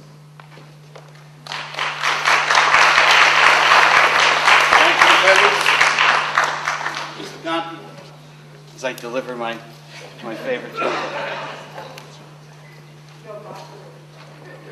Thank you. Mr. Gunn, thank you. One of the things when the planning departments, when the planners come to the county, is that they should be following certain guidelines. And Avalon Bay went to the county and asked for these guidelines, and every single topic. The gentleman who stood up to the microphone a little while ago was discussing bringing business and high-paying jobs to Long Island so that the homes on Long Island remain affordable, not so we can provide lower-priced homes in Long Island and specifically in Huntington, but the people that work and live in and around Huntington can actually afford to live here. And Mr. Patron, you brought up that we built Target. I don't think that that's exactly what he was talking about when he was referring initially to Grumman and the Grumman engineers that are no longer living on Long Island. So I think if we're going to talk about bringing business and resources to Long Island, then I think we ought to start talking about really bringing business to Huntington. Secondly, specifically to the Seasons in Elwood, in your opening statement, Supervisor Patron, you had said that you were not for the development the way it was presented, but you were behind closed doors. I believe you said you were behind closed doors talking to the representatives of Ingle Berman, the developer. It would be great if you can give us an idea of what you see as that solution and what you're talking about behind closed doors before Election Day.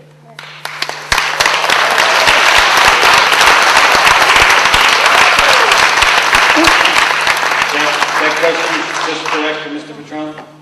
Not for everybody, but specifically, that last question specifically to Mr. Supervisor Patron. He said he was behind closed doors. Yeah, first of all, Target was one example. I mentioned that Mr. Cuthbertson mentioned all the other examples on the 110 corridor to bring the jobs. We look to high-tech jobs, there's no question about it, and the large corporations. We were successful on 110. We were successful in bringing Bank of America as another example, their regional operation. With Mr. Berman, yes, and Mr. Cameron knows that I was sitting down with him, I would be sitting down with him. I am not in favor, I mentioned that, of the density that he's looking to build, or perhaps the configuration.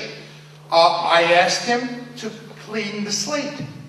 Let's start from basically scratch. Let's sit with community members in order to see what some of the other alternatives are.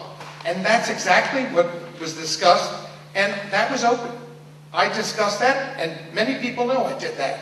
And quite honestly, that's where it is, to have those discussions. And I'm hoping to have the first meeting set up within the next week or two before the election, so that we can sit down and lay some groundworks together. Thank you, Mr. Cook. That property is zoned 1 acre. I'm okay with 1 acre. Thank you.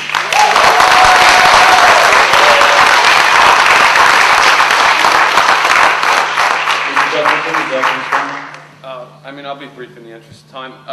I think we talked about jobs in Melville and what we've done. In terms of the Oak Tree Dairy property, the Seasons at Elwood, I was opposed to it. It's too dense and would create way too much traffic. And that's about it. Thank you. Mr. Mayoka? Yeah, I'll address the other issue about jobs. You're very right. I mean, Target is not going to cut the mustard and provide high-paying jobs in order for everyone to maintain their home values. It's going to come from new businesses coming in here, high-tech startups. Many of them have high-paying jobs. Suffolk County has worked with the town, and they've provided separate funding for high-tech companies that are actually right now building and starting on Main Street. We have the ability to encourage this by developing a loop between Huntington Station and downtown Main Street to encourage the people, if they want to reverse the commute, to come from New York City for these high-paying jobs. We have the tools to do this. Huntington Station has been neglected for over 20 years. That's the problem. We need to build up our infrastructure, and we need to work to encourage small business and to encourage high-tech businesses to come to Huntington so that we can bring those high-paying jobs. As far as the dairy is concerned, I think that there should be 1 acre zoning. That's the way it was set up, and that's the way it should go forward. Thank you.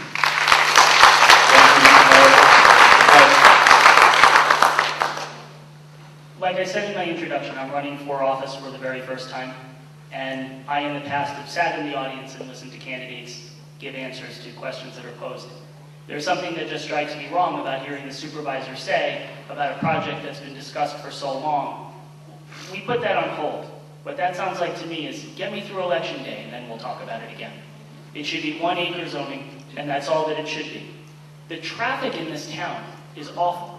And as I've walked door to door throughout the town, and I have walked door to door an awful lot, there seems to always be that one intersection, that one place where the traffic is really, really bad, and it seems as though nothing is ever done about it.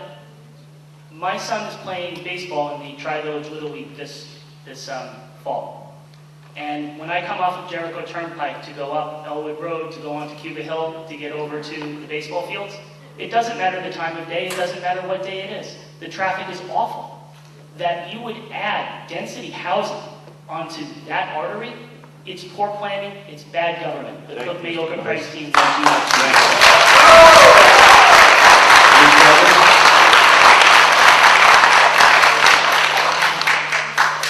As I said in my opening, I grew up in this community. I lived here. One of the town board meetings that, you know, you have to be careful in these requests for this downzoning from these people, because if we just said no, they could sue us.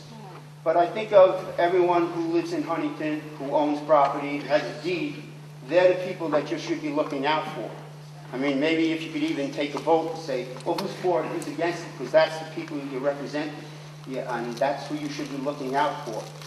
And so I don't know if that could be feasible or possible, but when we're not brought in on it as to what's going on, just that you see we're threatened with the Seasons. My wife and I went over and visited the Seasons over in East Meadow, and that's definitely not what we want here. What's the question, sir? So the question is, take a stand on it. Frank Petrone, are you for it or against it, this down zone? I know you said you're not for it in its existing state, but what would you consider okay? So, to Mr. Petrone, what would you consider okay for Oak Tree Dairy? First of all, what I consider okay is an agreement with them and the community in terms of what types of projects. Obviously, there's an idea for and talking about housing. I mean, that's what it's talking about. And one of the things I think that we've got to consider in that is the different kinds of housing. I don't think we've touched the surface yet in terms of what could be suitable. And I think that's what has to be done right now. I do know that Oak Tree Dairy is industrial and commercial. Okay? I would prefer housing on that any day than to have that dairy there. Now, I want the suitable housing though. And I want to do this with the community. I've mentioned this way back, and I'm going to stand on that. What, To sit with the 414 community. units? I just said with the community. No, I'm against 400-something units. I had said that. Well, somewhere between 14 and one house per acre. I'm not going to make that decision here. I'm going to sit down with the community. And how would we be productive if we did not bring people together to sit down and come to a solution? Okay? They have an application. Okay? And we have to do our due diligence. Okay. We have to do it for you. Thank you. Thank you. Thank you, Mr. McNally. Yeah. Sir? Good morning.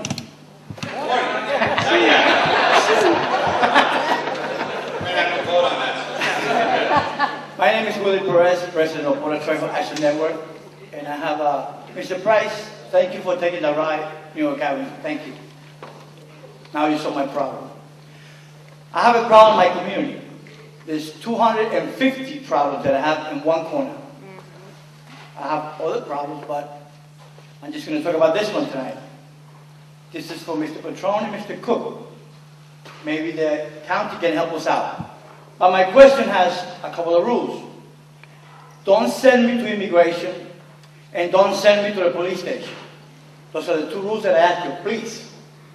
I want to leave tonight with something here. I love everybody here. Leave Queens alone. The question is, what are we going to do with 250 men that stand in front of CVS, Pulaski, and Depot Road? Every day, I see that. What are we going to do? Mr. Patron, do you have an answer for that? And Mr. Cook, do you have an answer? If we don't have an answer here, maybe they can help us out. Thank you. Thank you. You know, Frank asked me to take this one, and I have to tell you, Mr. Perez, I don't have an answer for that. I was there the other day. That's a problem already. That is a problem. Write it down. And the fact of the matter is that I was there the other day, and there were some homeless people on the corner. There was a number of people looking, it seemed to be looking for jobs. We have to get more involved. We have to get public safety up there. We have to see what's going on down there. And I have to tell you, I was surprised because you and I had spoken about it a few days prior. And I couldn't believe how many people were there. And what they were doing, because it didn't seem like they were doing anything. They were just loitering. They pee in the street, they drink beer in the street in the corner. That's illegal. They didn't drink vodka too. Well, those are things that the police can certainly take care of and public safety can take care of. And, you know, tomorrow, I'm sure Frank and I will work together and get that done. But we have to do more. And I'm going to do the best I can to see if we can straighten it out. But I'll be honest with you, I don't have an answer to that. I really don't, other than getting the police and public safety there. Strikes already. Thank you, Mr. Cook. Mr. Patron? Hey, this is something we both agree on. There we go. Call it a night? Huh? Can we call it a night? We're gonna call it a night? No, okay, so no answer. Okay. No, if you'd like, you have your minute, so. No, Mr. Perez asked for it, so, you know. I think, Willie, it's an effort we all have to do together. I think it involves also community people to be somewhat involved. There was a day when no one wanted the soccer league, the Hispanic soccer league. They wanted to run them out of town. The community people came into it, the league itself worked with them, and it's a thriving, great program today. I think we have to do something like that. We have to see if there's any kind of job creation.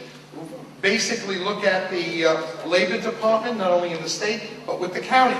We've discussed it with them going back a few years ago about bringing in perhaps a labor department office from the county in the area to see if we could escalate some job placements. Because there are people that do want to work. The people that do not want to work, that are loitering and breaking the law, they should be dealt with accordingly. Can you help us out? How do you get up in here? I can. I'm having a job fair tomorrow at the VFW Hall, open to everyone, all levels of employment, high tech. But I want to try to get place jobs. But the other thing that we have to do when you say we don't want to call police, but when you talk about urination and drinking and things like that, we do need to make sure that we enforce that quality of life. I've asked the second precinct to definitely make sure that we have more bike and foot patrols, but we need to engage these men. And I think that's really important too, is to find out about their families, what's going on. We have our task force within Suffolk County that we have members of the community that serve on it. We want to make sure that in situations where they aren't able to speak English fluently, that we give them the support services to make sure that that they are able to become a productive part of the community. So I think we reach out through advocacy. We don't want to cross on the other side of the street and ignore the problem, but we do need to patrol and make sure that those quality of life issues are addressed if we see public urination and things of that sort.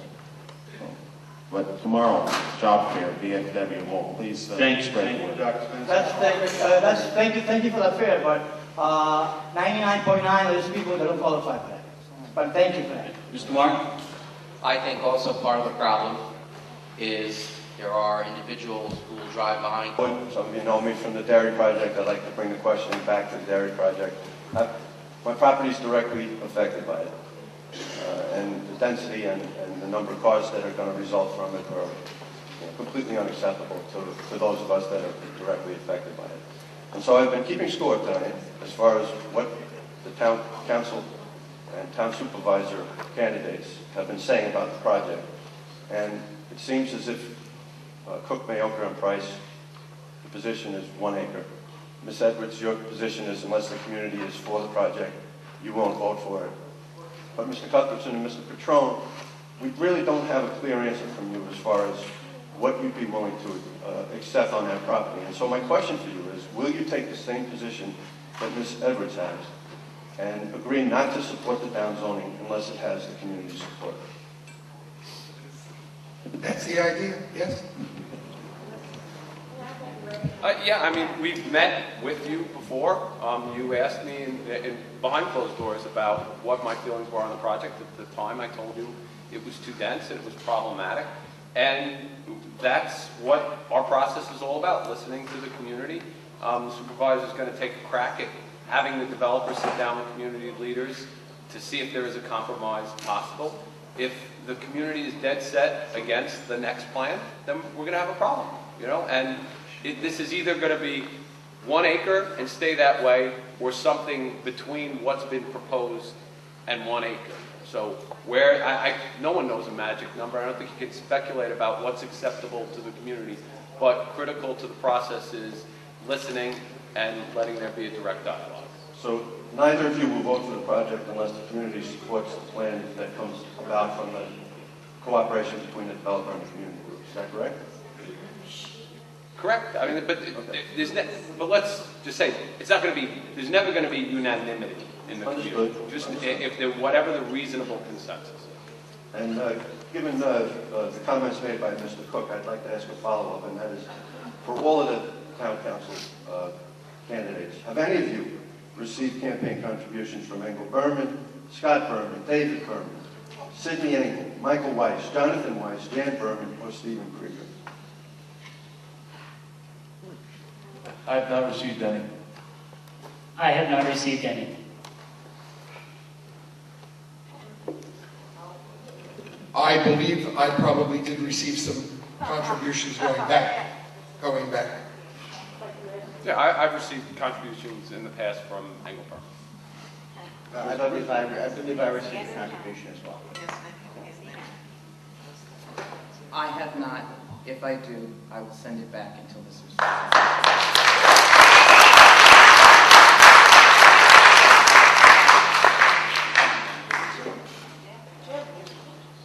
Thank you.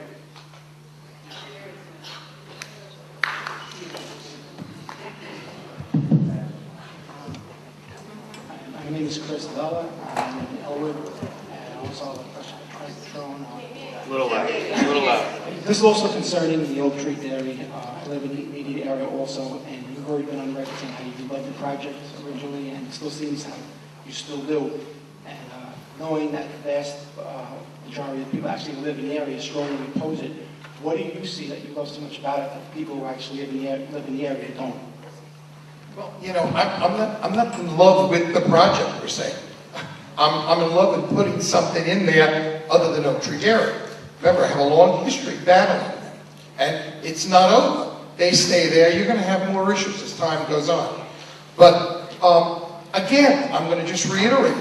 I want to sit down and see what the community will take then and what they would compromise. And I think that's the essence of what my job is to try and do that. To give you an answer one way or another that I'm for A or B, I can't do that because you may be for C. And I really believe that that's the approach I have to take. That's the approach I've taken on many projects. Thank you. Sir? Sorry, just a quick follow-up, because folks have been mentioning the community repeatedly. So, from your perspective, what is the community? Who are those people? Does that mean it's going to be a ballot initiative, or people are going to vote on it, or because obviously there's a group of the community here, or is it just going to be a select community that's that's picked later? The question seems to be when you say community, who is that actually? What people comprise that? And is that some sort of publicly available, transparent process that you're going to put this through, or not? I have it. That's Eric. That's Eric Crispellini. I have it already. So when you talk, your question is about when you're talking about the community, would it be a public ballot or is it community groups? Correct. And how do you make that process transparent so that it gives the credibility to the decision? Thank you. Yeah, I would say that it's not a public ballot. We would not have a public ballot for every project that's there. There's civic associations in Elwood. There's very active communication that's going on in Elwood, like other communities. I think that there are public hearings that the town would have, so it would be very transparent. And you are the community, So I don't think anybody in here that I know is very shy about what their positions are. And but no, I'm not for putting it on a public ballot. Mr. Price? I'm not in office now. But what I can tell you is that I have walked door to door in every election district in Elwood, and I haven't found a single person who's in favor of it. And so that tells me a lot about how the people who live around this proposed development feel about it. I think that the way that you find out how the community feels is by reaching out to them, by perhaps having public hearings and letting people come and testify. But I think that whether we're talking about the Patron-Cuthbertson administration or we're talking about the Cook-Mayoka-Price administration that we hope we have come January, I think that you know what it is that the community wants. I think that the decision that the voters have to make is the Cook-Mayoka-Price team is going to care what this community thinks about that dairy project. We're not in favor of it. We've made it clear that we're not in favor of it. We've been asked a lot of questions on the subject. We couldn't be any more precise. Nobody can walk out of this room having any question about how we feel about it. I can't say the same thing about the other side. We'll listen to the community. The community sure seems to be opposed to it. Thank you.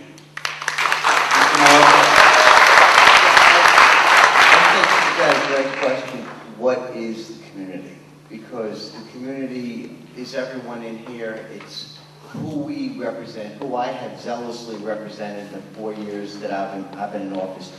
And I don't think that Cuthbertson and Patron have represented the community. And my example for that is Avalon Bay. I mean, there was tremendous community opposition to that. Yet they built it.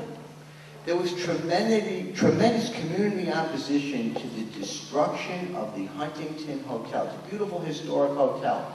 And we could have used it. It would have been able to house people for the Paramount. But it was destroyed. It was destroyed and replaced with the bank.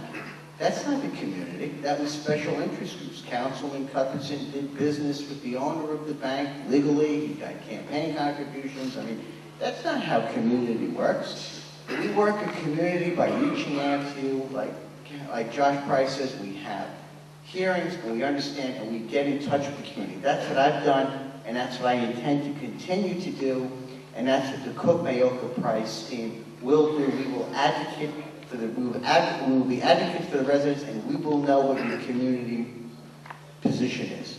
Thank you.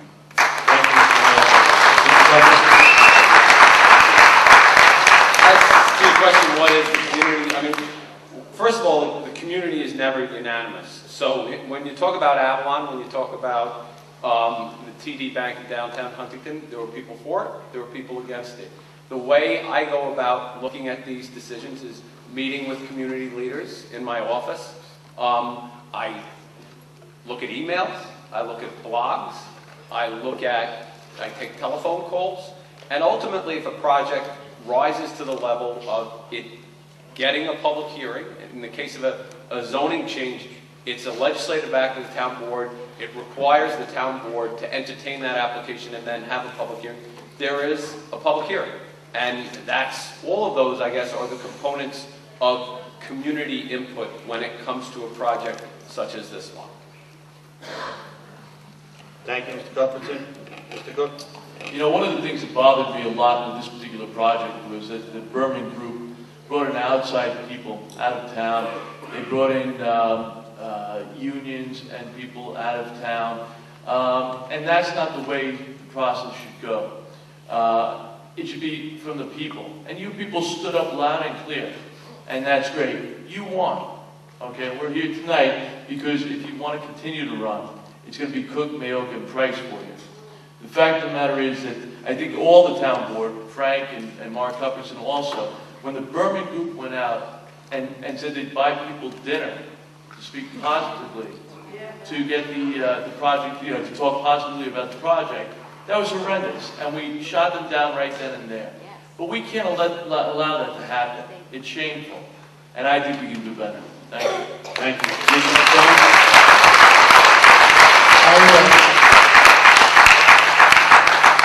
Obviously, my intention was to begin the process with the elder taxpayers and the Greater Civic, Huntington Civic Group.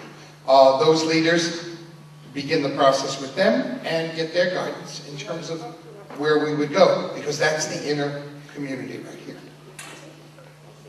Thank you, Mr. Trump. Sure. Pam Shield, Elder President.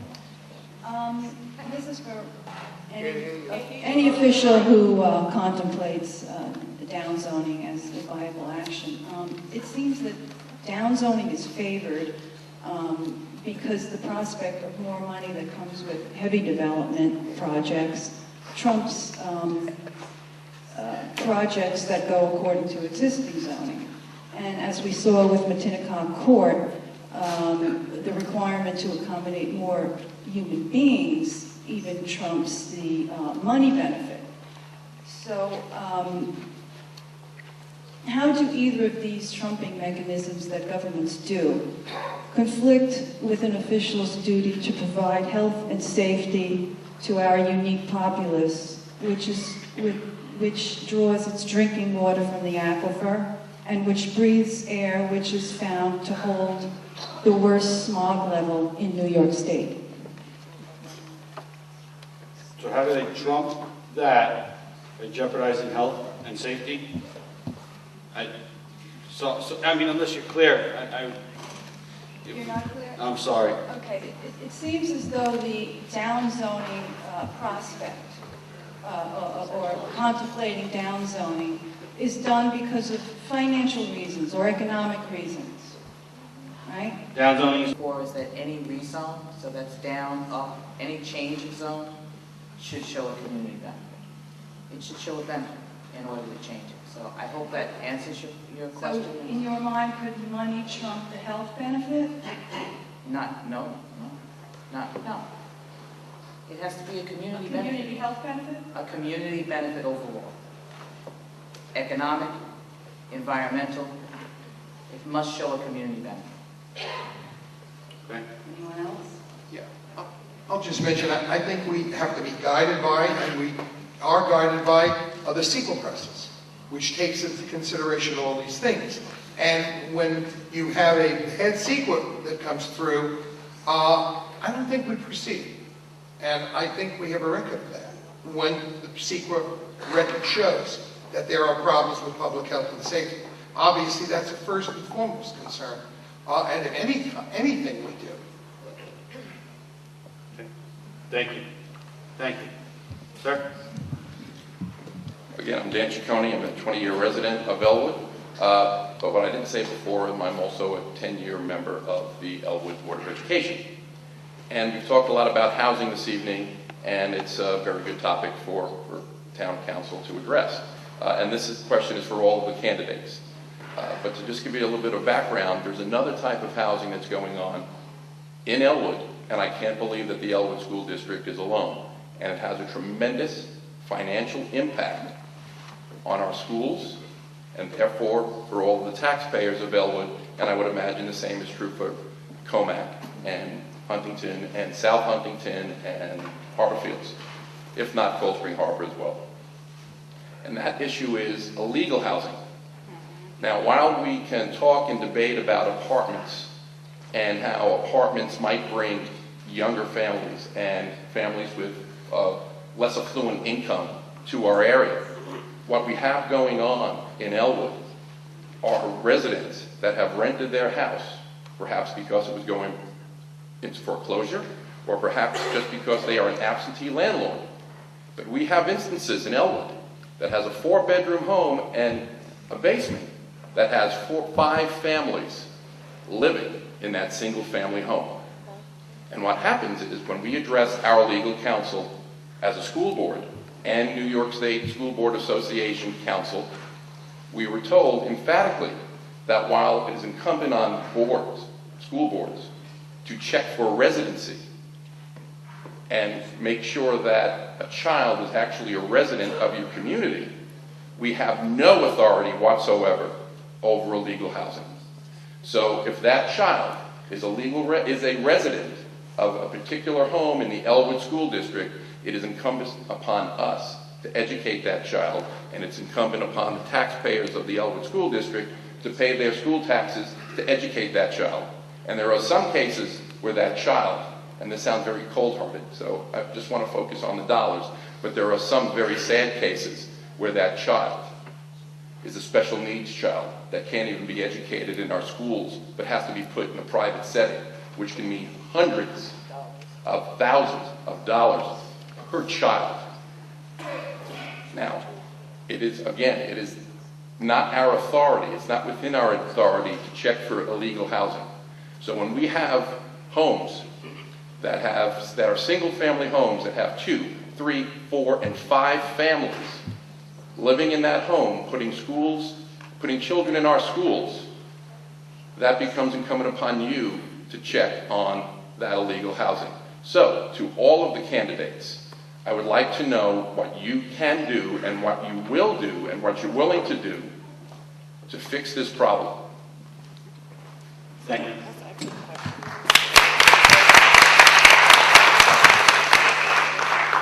We started with Tracy, Ms. Edwards last time, and finished up on Mr. Patron. So we can start with Mr. Patron and work our way back down. First of all, I think it's definitely a code issue and an issue that we do face in most of the communities. We've repeatedly asked other school districts that if you have that issue, work with us and identify where there's 3 or 4 families on it. And we're told basically, oh, we can't do that.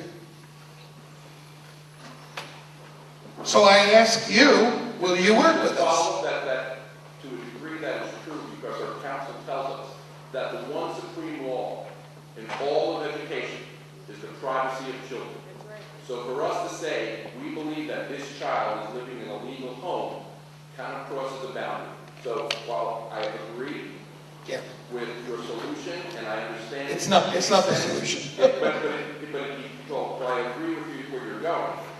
Realize that we do have handcuffs, or at the very least, it pushes the envelope on privacy. Right, exactly. But at the same hand, we have to know where there are multiple families in one house. And perhaps not even the names of people, but just that they are in one house. And then we can possibly work with you to begin to look at that on a case-by-case basis. I know your hands are tied, and in many cases, ours are too. People have certain rights inherent to them that we have to respect. And it's a tough job. It's as tough for you as it is for us. But we would certainly work with you along those lines. Thank you. You know, recently, not too long ago, we actually started changing some of those laws, and one of them was the fact that to make the penalties higher for illegal apartments. And what we need is the citizens to let us know when they're there. And we should also, with that law, we also changed the legal aspect. We used to have a landlord when we were coming in. Now we don't. Go in, serve them, and then take a look at the house. So we're working on it. It takes time, and we've got to do it so that we still keep people's rights intact. Certainly, they should be paying their fair, but it's a long, hard process to get through, and we're trying to get it a little bit at a time here. Thank you. Thank you. I guess I would just reiterate what the supervisor said. We're glad to work with you. I mean, there are obviously federal privacy laws when it comes to students, what your counsel is referring to. I don't think there's the same when it comes to just an address. So if there are addresses, we'd be glad to sit down with the school district and inspect illegal housing, have our code enforcement do whatever they can do when we get those addresses. Thank you, Mr. Guthrington. Mr. Mayoka? It's been for many, many years, and it's not just our town, all towns. And what we do is we're proactive, and when that is reported to the town, and we do rely to some extent on the residents informing us that there is a potential illegal housing situation. It goes through the process, it goes into public safety reviews. We'll issue a summons, we'll then follow up, and as Councilman Cook just mentioned, that the process is now easier. We're trying to streamline it because we used to have to mail or notice of the person who owned the home that would be coming, and now we don't have to give them that kind of advance notice. It's not required by law, and we'll be able to inspect premises and see, in fact, if there is multiple illegal dwellings in the premises. We'll be able to issue the appropriate summonses, and we have the proactive increased the penalties in that area. So we've been proactive at the town level. Thank you, Mr. Price. I think to some extent there needs to be a little bit of a change in philosophy when it does come to code enforcement.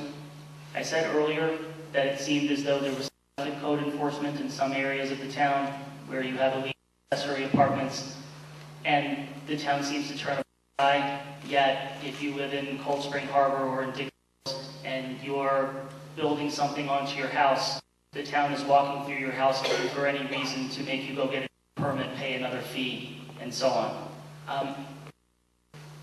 When Mr. Perez had the floor earlier and we were talking about that strip on New York Avenue, I didn't have an opportunity to answer the last question that he asked. If I'd been able to, I would have said something very similar to what I'm about to you now, which is, I think that the community needs to come together and make some noise about what's going on. Bring shame to the place where the illegal activity is taking place. If there's a delicatessen on New York Avenue where people are getting intoxicated and spilling out into the street, the community needs to let the town know what's going on. Needs to bring shame to that establishment. Let them know it won't be tolerate it. I think the same thing should be done here. Families living in a house and it's burdening your school district. There's always about it. Let everybody know and let the town use code enforcement powers properly to bring a stop to it. Thank you. Ms. Edwards?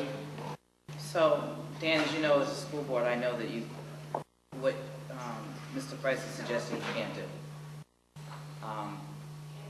But there are we do have code enforcement.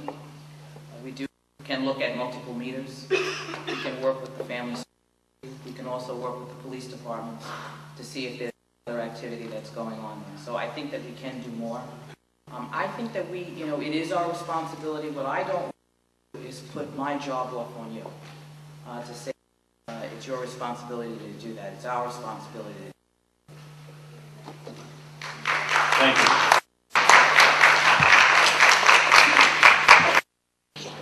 Hi, my name is Jill Mancini. Pardon me, I'm an Elwood resident. Lived here since 1975. I not live near Elwood Road. I live in the Plains, and I would not be at the traffic the way all these people would. I mean, to be there. However, I don't know if it was Mr. Price or Mr. Mayoka who said he walked the whole town, all of Elwood, and he hasn't met anybody who's in favor of it.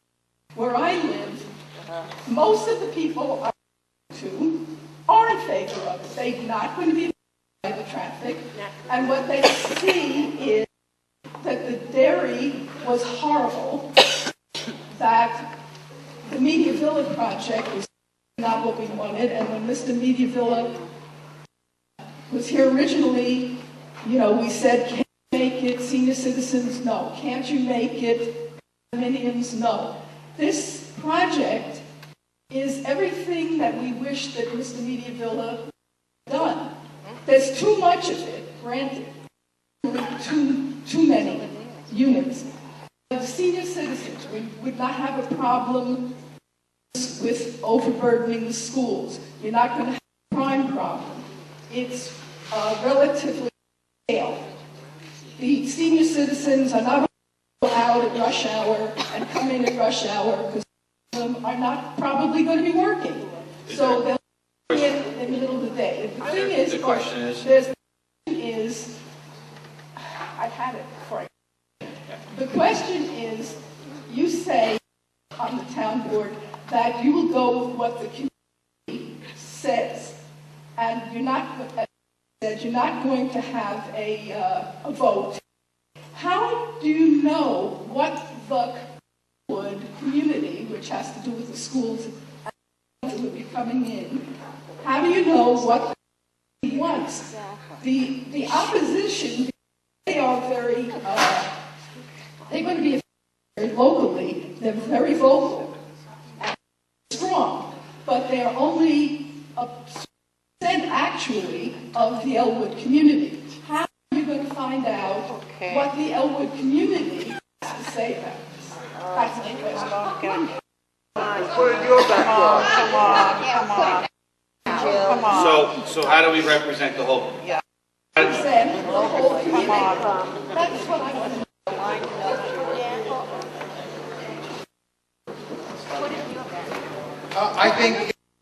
I think what I said earlier is working with the community, okay, to pull people together.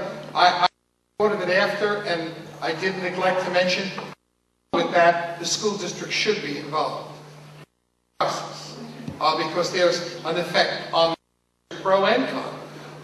At the same time, I think it would behoove all of us, as we said, public hearings and information coming forward, and begin the process with the civic groups and the districts, and then have some sort of process to get other people to come forward. Here in this auditorium, there should be a series of information meetings and a series of so-called information hearings that take place on an ongoing basis. And in fact, I'd even go as far as saying, let's see if we could bring on a renaissance that would get out to the community, get their feedback from them. We did it in Huntington Station. everyone participated, maybe in Elwood. Okay. I mean, okay, so involving the community, which we've mentioned, and involving all the civics in the community. I think, Mr. Cook, Mr. Mayoka, and Mr. Price, if you want to talk about that, I mean, but... To clarify, you're only talking about civic groups, which are a very small percent of the people in Elwood. No, they're not. Well, hold on. Excuse me, hold on. We don't want the back and forth that direction. Mr. mentioned that before, okay? He talked about a ballot initiative. Okay, people had said that they wouldn't do it. Mr. Cuthbertson does more than just the civic group by looking at blogs, looking at emails. So, okay. So, I mean, we have a question. If we'd like to follow up with it, I would say we put it in and we get clear answers. So this, we don't continually. We are last 7 minutes here. Okay, two giant box of coffee. Go ahead. Good evening. My name is Veronica Bora. Move the microphone, please. Thank you. I have lived in Elwood since 1966. That means as to what this isn't working.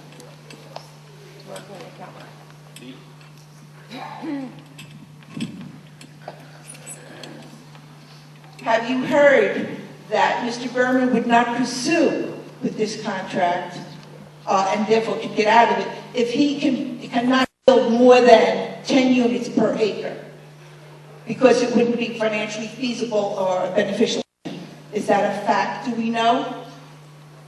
I haven't heard any of that. Never heard a number or anything like that. Are we privy to the contract of sale? No. It's part of the planning department file in the EAF. We're not allowed to see it. You can file it. It's actually on the website. It's on the website? So I can find out if they have that provision in there. It definitely is. I could pull out my computer and put it up here for everybody. It is part of it. The financial particulars have all been redacted. I have it in a separate file on my computer right behind me. Is it a fact that he The would not do this? 10 to 14 and a half units per acre is what the contract states. Less than that, he can, it's Less null and than, void, he has the contract would be null and void less than 10 units. Okay, so if it's And I 37. have the documents. We've done this at our meetings, and I don't want to, but I can definitely share with anybody that would like it. I have it. It's a factual document. I have the planning. I hear your concerns loud and clear, and I understand where the community's position is. And my position is that it should be 1 acre. I haven't made that any change, and I have not had any closed door meetings. So I'm open to any and all input from the community, and I understand your position. I understand many people that feel the same way you do. Thank you, Mr. Cuthbertson. Yeah, I've talked to community leaders, listened to their input, told them what I thought. The reason this has been kicking around a year and a half is because the applicant has a right to apply to the town board. And the planning board has never recommended, which is the first step in a zone change, that we hear their application. So they have a right to have their application reviewed by the planning board. It's never reached a level where the town board held a public hearing, and that's why it's been around and has not been at a stage where the town board completed the environmental review process and that we could make an up or down vote. Is that like normal practice? Yes. Mr. Cuthbertson is actually right on that. The fact of the matter is, because of my infrastructure experience of over 30 years, after I was elected, election day, before I actually became appointed on January 1st, the Berman Group asked me to come in with Councilman Mayoka and look at the plan. I opened up the plan, looked at it right away, and I said, you can't do it. You can't do it. The road, Elwood Road, was just horrendous, and I looked at it for the amount of units they wanted to put in there. It was horrendous. I was against it, and I said it at that meeting before I was actually on the town board. So I always have my ear out, but I want to look at things from my infrastructure background to see what can happen, what cannot happen. And that's what I'm here for you guys. Thank you. Thank you. Mr. Patron? Yeah. Closed door meetings if they're going to be kept secret and nothing's going to be put forward. And that's not the intention or the case. This has gone on. I think it's been mentioned that it's the process. We have to do a due diligence. We have to be sure that a developer has been treated correctly, because if we don't, courts will ram this down our throats. And it's happened before. One. Two, the developer kept going and kept going on and on because there were a lot of people that wanted it. So here we are as a board sitting here, we're listening. One meeting, it's stacked with people from the developer. The next meeting, it's civic people that live here that come in. And then, you know, we have to sift this all apart. But your developer sits here and says, hey, look, there's people that want it. So they're going to continue. No. There were people that came. There are petitions. There are letters. Okay? So the point is, we've got to go through the due diligence. More important, the developer's not going to just back away when he sees that there is other support. And we have to do I'll be right back. We're going to make these two the last two questions. If there's any other questions, okay, because we have to get to closing statements. That's going to last. I would ask anybody with any other questions, come direct questions. No questions. I'm sorry? The question was, don't try to make us look like fools. When we were all at that meeting and we know that the people that showed up in favor of the season. The Price Administration come January, no developer is ever going to give me money so that I'll... First and foremost, for accessory apartments, that is done. For anyone that rents a home, there's a rental registry that they are supposed to sign up with. Okay? And when we hear of it, we find that we go after those landlords. Because that's part of the reason. We want to know who's in the place, as well as how many people. And at the same hand, when it comes to IRS, I don't know if we could do that. I'm going to be honest with you, whether or not we could go and submit this to IRS or not. We will look into it. I would look into it, but I'm not sure if we can do that. Well, I think it's something that should be looked into. Yeah, but That's a lot of money there. But we can make sure that they are part of the registry, and if they're not, force them to do it or ask them to have the building vacated. Okay. Mr. Cook, would you like to respond? And then we'll... You know, I think Frank responded legitimately. It's a tough situation, but I agree. I don't think that we can force the owner to file with our IRS that he's collecting cash there. I think it's a difficult situation, but I'll look into it with Frank. Okay, thank you. All right. This is very simple. If I'm not mistaken. Is it counterproductive to plant trees under power lines and then when a storm happens they knock over? Is there another method that could be arrived at to allow for open spaces, green, and without infrastructure being decimated every time winds blow? Is that clear? Put a plan together years ago for wire-friendly trees, which was subsidized by the electric company. However, the funding for that has disappeared over the last few years. So we're still continuing to do it, but it has to be paid for by the taxes. And what the idea is, if you're in the south end of town, all electric wires are on the ground, you don't have that problem. But in Huntington, a lot of the trees you're talking about are pretty old, about 40, 50 years old. Right. So they've almost grown to their capacity.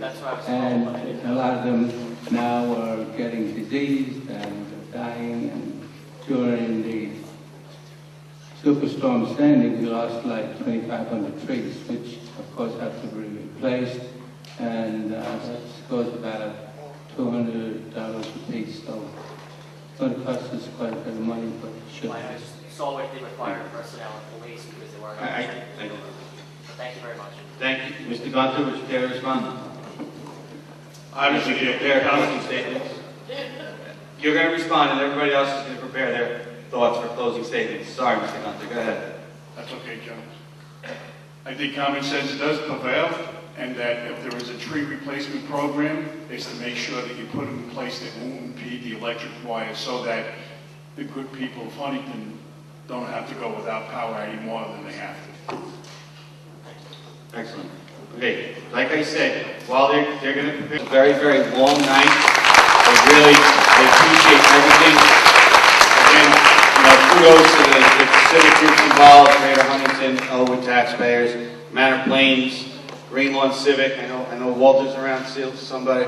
Honestly, this is why I got involved. Yes, Oak Tree might have been the proponent, but it was really to be engaged in the community and to meet the people in this room, and to be able to sit here and sometimes ask tough questions.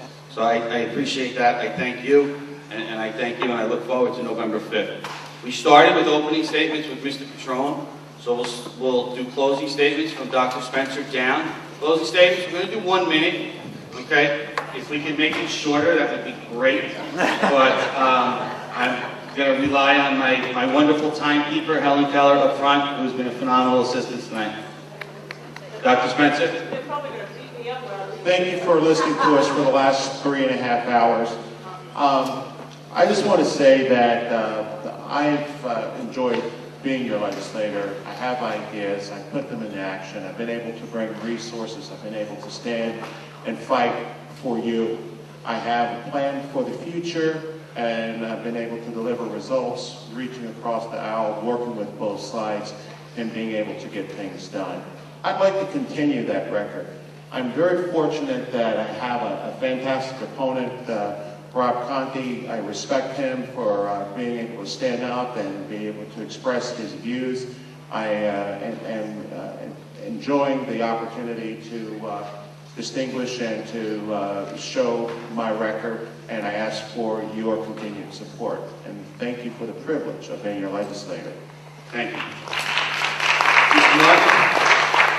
Thanks to everybody who hung in. I think the county legislature needs thought leadership. I think the county's management, fiscally, on a number of issues, needs a different direction. I will bring that as a county legislator. I'm looking forward to challenging a lot of the traditional thinking in county government to make it more efficient, make it more accountable to the people who vote in term limits, and at the end of the day, make it a place where my kids will be able to stay, start a life, middle-class families will be able to stay, my parents, my in-laws, will be able to continue enjoying the comforts of retirement. And we can't do that unless we take action now. And I'm looking forward to representing you in the county legislature. Thank you. Thank you, Mr. Mullins. Mr. Johnson? I'll try not to cut you off this time. No, you will. I talk too long. Thank you, Mr. Cameron, for organizing this debate. It's been a pleasure to sit here and hear everyone's concerns that will go on in the township of Huntington. I am a longtime resident of Huntington. My family has been here for 3 generations. We want to give your families the same opportunities that my family has enjoyed for over 100 years. The township is, the town is a very beautiful town, and it has a lot of things to offer. The county is in problem, has some serious issues that we need to address. I will be there 24 hours a day to listen. I will be your full-time legislator, and I will make sure that your issues are brought to the legislator, and your concerns that the county executive and everyone, the other 17 legislators, will know loud and clear where we stand in the 18th. Thank you. Thank you. I want to thank all the associations, Mr. Cameron, and all of you people who came out here this evening to ask questions, and I hope you got the answers you wanted. I won't drag it on because I know it's getting late. But once again, thank you all. And before I finish, I want to thank all the people, including highway employees and local contractors who worked so hard during Superstorm Sandy. And I hope we never have a storm like that again. Good night. Thank you, Mr. Gunther. Thanks, Jim, and thank you everybody for coming tonight. Again, my name is Pete Gunther. My opponent has had 27 years to try to fulfill the needs of the people of Huntington.